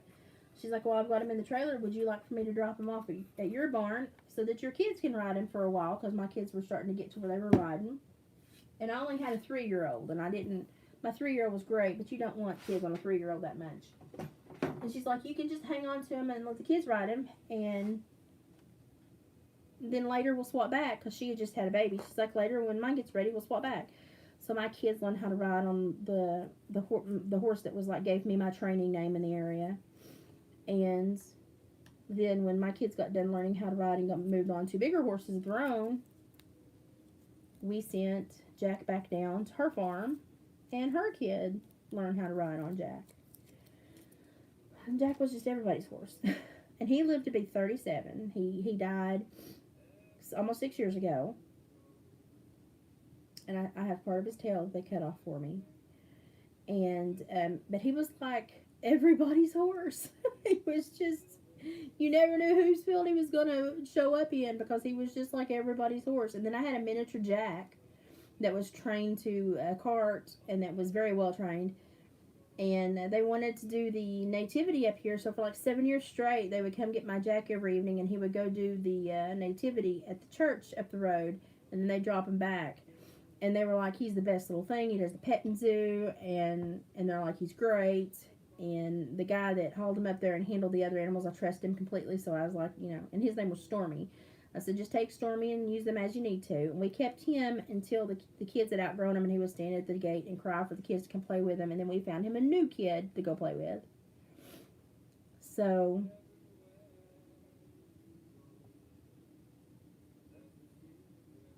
you all need to find a way, on one of those community posts, to post pictures of your pets for me, and share pictures of your horses and your cats and your dogs, so that we can all know who we're talking about, because animals are a big part of people's lives. And people that don't have animals, I don't know how they exist, because animals are so important to me. And I'm like, how do you live without these little fur babies that love you so much? How do you get through the world? And I've had some great horses. Of course, my dad was a blacksmith, so I would see problem horses that I knew weren't really problem horses. They had problem owners, and I would snatch them up really cheap, and I would work with them. But Jack was my best purchase ever. They were terrified of him, and I got him as a 14-year-old girl, and I was like, he's fine. He's just never been told no, and he was great. He was the best horse I ever owned. And other than that, I had a 2-eyed Jack Paint, and he is now just fixing to turn 21. And he's in the Christmas parade every year. When I sold him after my knee surgeries, because I knew I was no longer going to be able to ride. And if I put him out to pasture to wait on my daughter to be able to ride him, he would go back and get some bad behaviors. And he was too smart. He was so smart. So beautiful. And so I had a stables in Georgia that was a training, they give riding lessons. They were like, we would love to have him as a lesson horse. We've seen you show him. We've seen videos of him. and they're like, we'll give you $2,800. And I was like, he's used to being like on the farm, trail riding out in the woods, you know. And they were going to keep him in a barn in a small stall, or he'd be in the ring and he'd be on concrete, or he'd be on packed dirt and he would not be able to run. And I thought, yeah, he's going to be surrounded by children, but he's a woodsy horse. He likes to explore. And so I found a family in Kentucky that wanted a horse, and they had 5 kids, all of different sizes. 3 of them wanted to go and become a saddle club kid, but their other horse had just died, and it was like a very old horse, and it had died on him. And I contacted them, and I was like, I've got a little two-eyed Jack gelding that I want to go to a forever home because my knees, I'm no longer going to be able to ride. And I said, I've trained him. I got him as a 2-year-old. He's great. No buck, no rear, no bite. He's just almost, I mean, if there ever is a bomb proof, this horse is bomb proof. I said, I've trained him. He's grown up alongside every kind of fallow deer, hog, anything that can be held for 30 days for a hunting lodge. I said he is housed with and smelled. He's not scared of anything. And I said, would you all like to look at him? They're like, we can't afford him. They sent him pictures, and they're like, we can't afford him. And I was like, I think you probably can. I said, I'm looking for a good home where he's going to have kids, but he's going to have a rural setting. And so I got to go up and look at their barn and make sure everything was, good fences, good barn, give him some tips on his behavior. And I said, would you like to buy him? And they were like, we'll have to make payments. We've only got so much saved up. And I was like, y'all have a saddle and bridle, right? And they were like, yeah.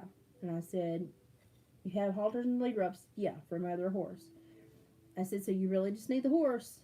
And they're like, yeah. And I was like, I'll give you the horse for $800. And I thought the mother and father were going to faint. And they split that into 2 payments, and they came and picked him up. And I told him bye. That broke my heart to tell him bye, but I knew it was the right thing to do. And from that moment on, he was in the Christmas parade every year. I just got the snapshot from where he was in the Christmas parade this year. Every year since he moved up there, he has taken each one of their kids through Saddle Club. He took all 5 children through Saddle Club. High point earner. He was a great horse.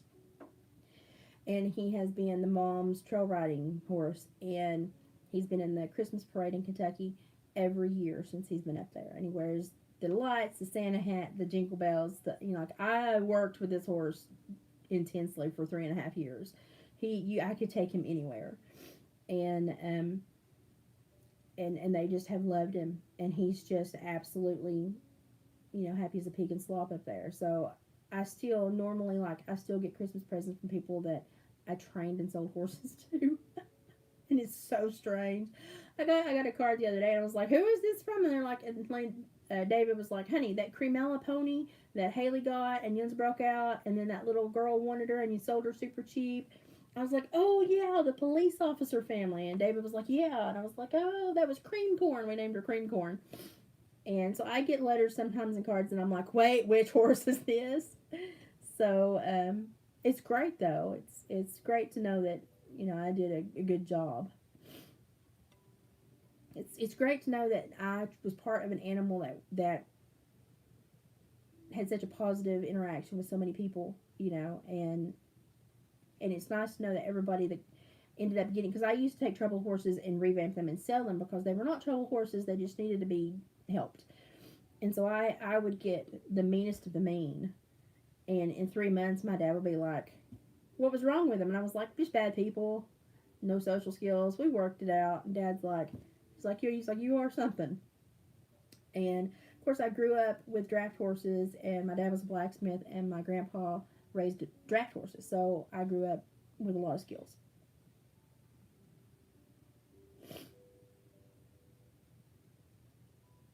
Side saddle is so difficult, Chris. Oh my gosh, that respect. Because side saddle is difficult. Like, that is so difficult. I rode side saddle a couple times in my life for like costume classes and stuff, and for like a reenactment. And I was like, oh, holy heck, let's hope nothing breaks loose today. Because I was like, I will be off. And I was very small and skinny. I was buxom in an Amazon, but I was very toned. And even as toned and strong as I was, side saddle was like, holy crap, that was a challenge. So I've only ever known one other person ride side saddle, and she rides side saddle almost all the time, and I legit think she's crazy. People that love it, but it's difficult. I mean, that it takes muscles that I did not know you had in your body. I know the first night after riding side saddle practicing, I went home and I woke up the next morning and I was like, oh, I can't move. And like my abs were on fire. I'm not on Twitter. Like I registered an account a long time ago, but I didn't enjoy the blech. So I'm not on Twitter. I never went back. But I am on Instagram. I'm Isby Waters on Instagram. Izzby Isby Waters. Cause my nephew couldn't say my name, so he calls me Isby and Isby Waters. Is there anything I can't do? How much time do you have? Walk a straight line these days. Yeah. Stay out of the hospital. There's a lot I can't do. I'm like if the person my husband married 19 years ago is so not the person I am now.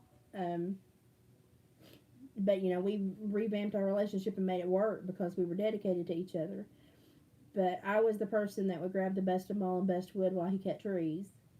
And I was the girl that would help catch the hogs at the hunting lodge every year so that they could be inoculated. Because every year they had, if they lived a year on the territory, they had to be caught and inoculated per USDA. And I would catch 300-400 pound hogs and hang on to them while my brother and somebody else inoculated them. I was rough and tumble. I was mean. I would help my dad shoe horses. I would shoe the back end and he would shoe the front end. And we would go through 10, 12 horses, at a barn a day. And these were show horses, so it was a very detailed operation. And I showed sheep and cattle.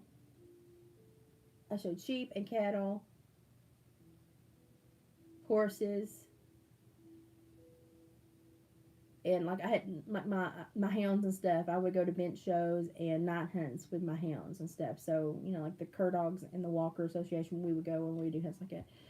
And I'm so not that person anymore. I'm so domesticated, round, fat, and domesticated these days. It's just unheard of. I'm so different. My sass is still there, but I miss who I was. I was such a feisty. Like if you told me I could not do it, I would do it. So I'd work on the tractors. I would fix the manure spreader. I would build fence. I made that waterfowl management area. I mean, put all of that together for the school. We have an area that is dedicated to the wood ducks to give them a new landing strip in this area so that it will bring them and other ducks to this area because they had greatly just stopped coming through here and they bring a lot of aid to the wetlands and stuff. You need these ducks. You need them to be here. And you need the little eco environment that they create. And so we created a waterfowl management area that has a 100-year no touch. You know, it's the state cannot do anything with it for 100 years, and at that point it has to be reevaluated. And I built that when I was 18, and I've done so much. I've had a really good life. That's why I say, and of course, then I did all that time as a parole officer and touched a lot of lives and learned a whole different layer to society. So I've done a lot in my life. I've done a lot, mostly because I was like, go, go, go, go, go, go, go. And now I'm like, don't go at all. And so I've had a really wonderful life. And so when I got sick and I started, and like they told me basically, you're going to lose your legs, you're gonna have issues with your organs. You're gonna. So they prepped me, and thankfully it's been a slow fall into the RSD and into the leg issues. And I'm still going. Most people I know that have RSD are wheelchair bound or bed bound, so I can't fuss too much. And so I've been blessed. So I can't. Even when they told me that this was going to happen, I've had such a full life that was not anything that I had to go back and grieve. I just had to grieve becoming a different person that would have different goals, different opportunities, and different focus. That was what I had to grieve through. Now, it was very difficult for a while, but when I learned that, yeah, my body doesn't work, but my brain is still spot on most of the time. I have days where I question my sanity, but for the most part, my brain is still spot on, and I'm still able to reach people. And that was, you know, for the majority, that was what my life was about, was helping people, or helping people with problems, or helping people with animal problems and animals with people problems. So I still had my brain, and I still had this big honking mouth, and so I could still reach people. And so that's why I finished up doing counseling, and that's how I stretched the most of my career out. And I worked as long as I could. And honestly, if they ever start counseling programs, because of my degree in psychology, I cast the net to get the widest psych degree possible, because I wanted to go into forensic psychology, which is really not licensure based. Um, so I got into forensic psychology. So I'm not licensed. I'm so close, but I'm not. But when I counseled, I worked directly under, by Tennessee status. If you counsel and you counsel on site, you can counsel under a licensed person. So I would counsel, and the licensed person would simply sign off on all my work, because I'm just right there with licensure. But I can't get it unless I go back and do a couple of different licensure things, and I'm not going to do that now. That's just so far beyond me. But if they ever start with with the online counseling, you have to be a licensed person doing your own counseling. But if they ever transition it to where you can work for a licensed therapist in an online office the same way you can on site, then I will probably talk to the disability board and be like, I want to do this at least part time. How do we need to fix this? Because my issue with me being disabled at the point is I can't travel 3 hours, 4 hours for a round trip for a job with my body. I want to work, but because I'm so rural, there are no really good options. There are no viable options. And because of the rampant hospitalizations I've been having, I'm not a good candidate at the time. But if I get my health to quieten down and they open up the option to work under a licensed person online and counsel, I will be right back to counseling. Just, I will have to take a few weeks and get my brain back in the mindset and shut my mouth down a little bit, because I have gotten very open, because I've not had to be the pristine worker and have the facade, and I've enjoyed not having to do that. But I can go back to that if I need to. But I will go back to counseling if they open up an avenue for me to be able to do that from my rural home.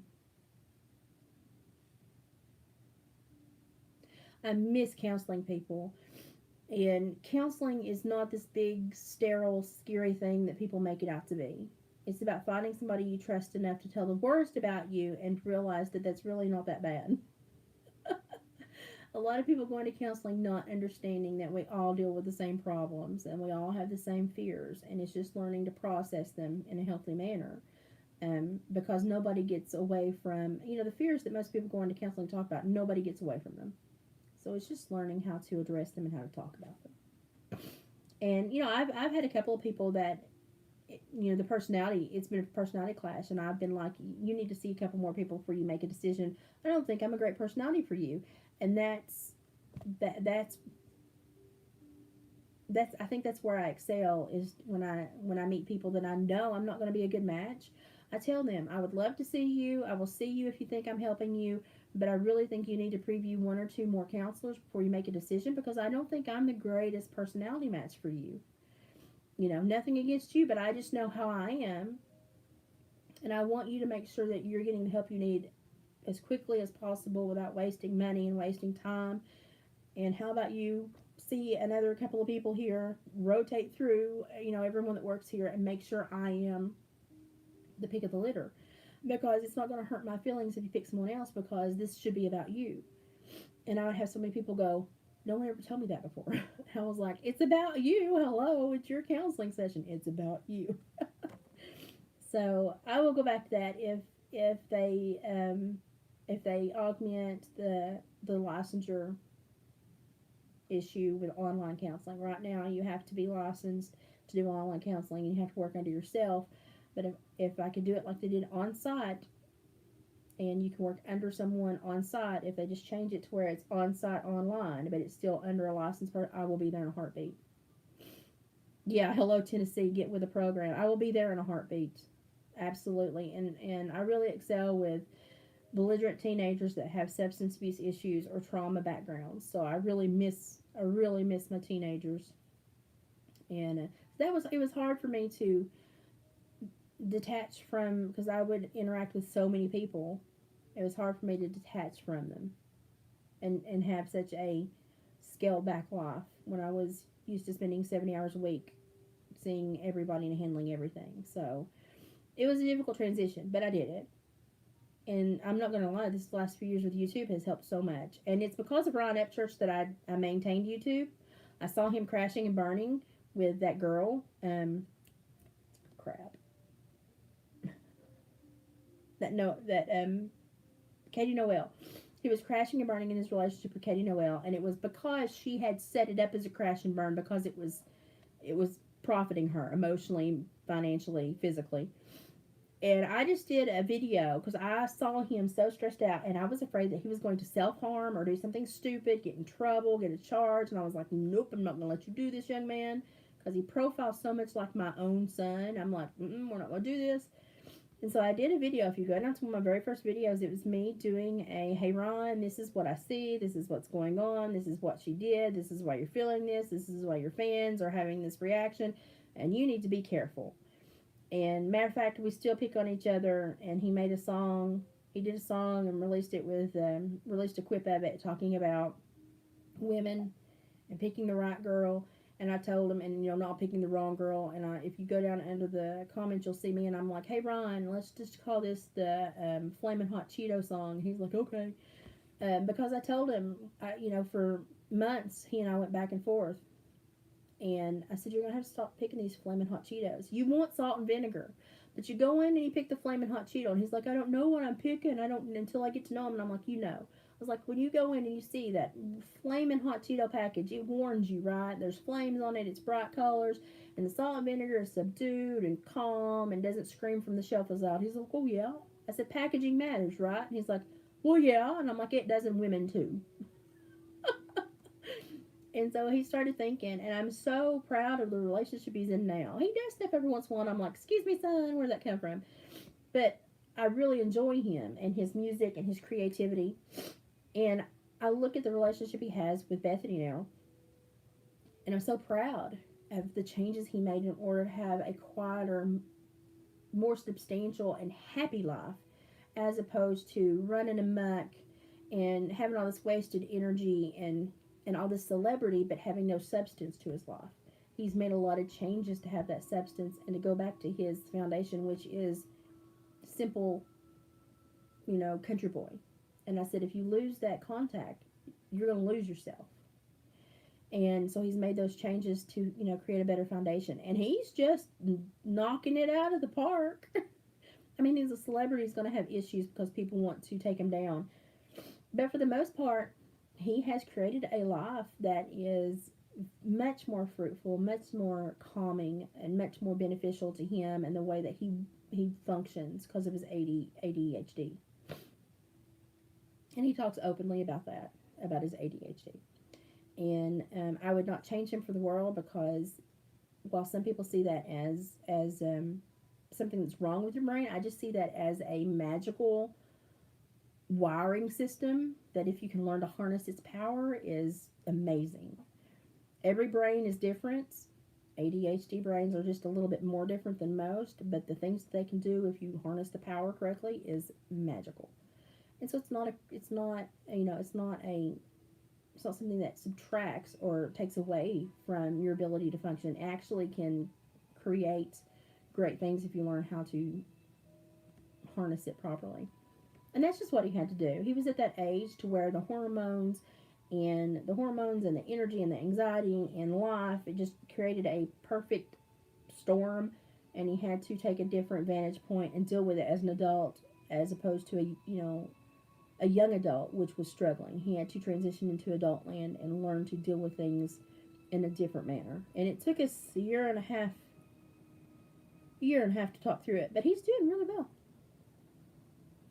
He's doing really well. If I don't hear from him for a while, I know he's great. And y'all will notice on a lot of his videos, I will put a little quip or a little comment. He normally always hearts them and says something back. Since Instagram has been such a turd to him, it's been harder for me to keep in touch because we would video back and forth. But honestly, I don't need to hear from him as long as he's doing well. He knows how to find me. As long as he's doing well, I don't need to hear from him. Because my goal is if I talk to you, I'm talking you through something. I know I've I know I've helped you when you no longer need me. It's almost like it's sad because I basically train people to throw me away, but I like when I see them standing on their own and doing better, not requiring that extra bit of aid. I'm like, we're there. You've got it. You're 100% capable. That's great. And so I know that not he doesn't need me, but he's also not going to grab at people he doesn't also need that are going to take him down. So it's a great, for me, it's a great feeling to know he doesn't need me like he used to need to talk to me. So it's great. But no, he knows I'm always here for him. I adore him, and he from time to time jumps in on the lives, especially if I like tag him or I'm dealing with something and I'm picking on him or he jumps in sometimes. But he's building a house right now and he's super busy and it's beautiful. I told him it's gonna be gorgeous. But he's been really great. If you all miss him, like we can try to aggravate him and see if we can pop him into a live again in the next few nights. But he's busy right now. He's got a show coming up in Corbin. But I'll aggravate him if you just want me to aggravate him. I'm always down to aggravate Ron. He gets a whoo. I don't know what it is. There it is. He gets a real big kick out of me aggravating him. Yeah, he's a master lyricist, and his writing skills are. I mean, I'm a fan of Freddie Mercury, and I think Ryan's writing skills are right up there with Freddie Mercury. Freddie Mercury could take you to a land. Ryan can make you visit his home and see every blade of grass, and just transport you. And so to me, he's right up there as Freddie Mercury with his lyrics.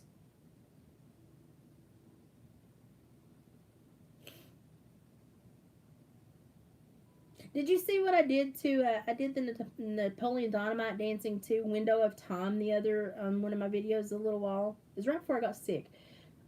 He had re-released that remix, and it just hit me different, and I was like, "Oh, Napoleon Dynamite!" And I went and I sat Napoleon dancing to his song, and it matched perfectly. And he was like, "Really?" And I was like, "It works." That was great. It was like sheer genius. I was like, I'm so glad I thought about that. It was timed perfectly, and it looks like it was made for that song. I was so happy with myself. But I do stuff like that to irritate him too, because I know I irritate him and I enjoy irritating him. So he's great. He's a great young man. If I ever got him and Lane together, they would need like somebody to monitor because they would be doing God knows what. It's hilarious. Lord, y'all, it's 10:30. I'm gonna let the dog out and get all this paint off of me. Everything's painted. Got all of them painted.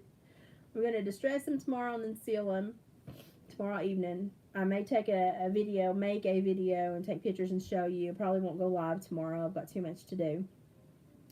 Um, I will probably try to go live Thursday to check in and just say hi, make sure everybody's okay.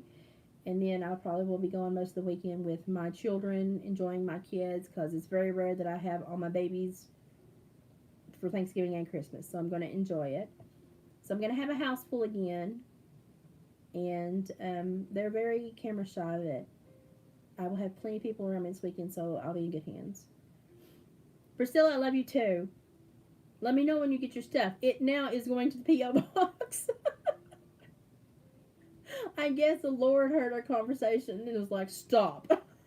It must go to the P.O. box. I'm a huge Freddie Mercury fan. My favorite song is This the World We Created?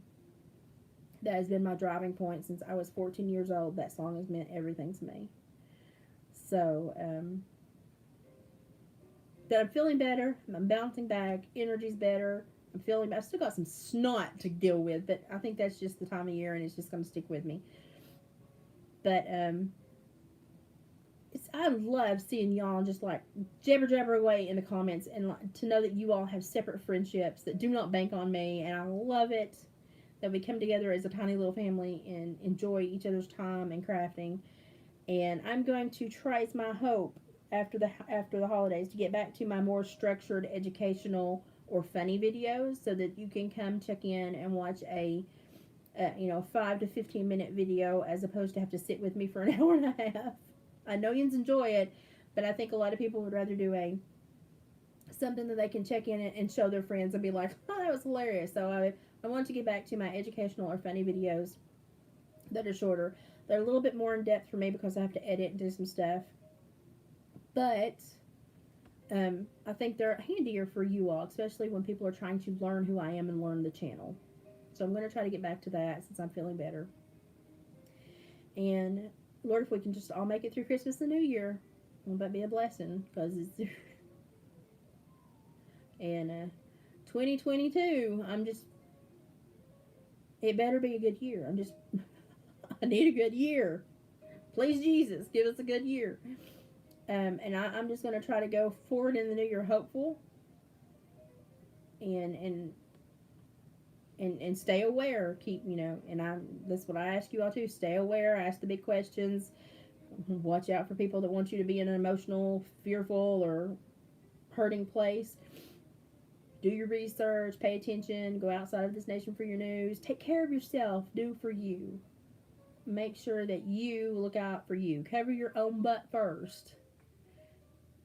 And remember that there's a big world way beyond our borders, and there's, lots of other people with other input. And break away from just what's around you and go to the other edge of the world and see what's going on. Take a media vacation and go visit somewhere else for a while. And absorb everything you can so that when you have to react, you have a reaction based on a foundation of knowledge. And maybe next year, society will pull its head out of its butt. I really want that to happen. Really want that to happen.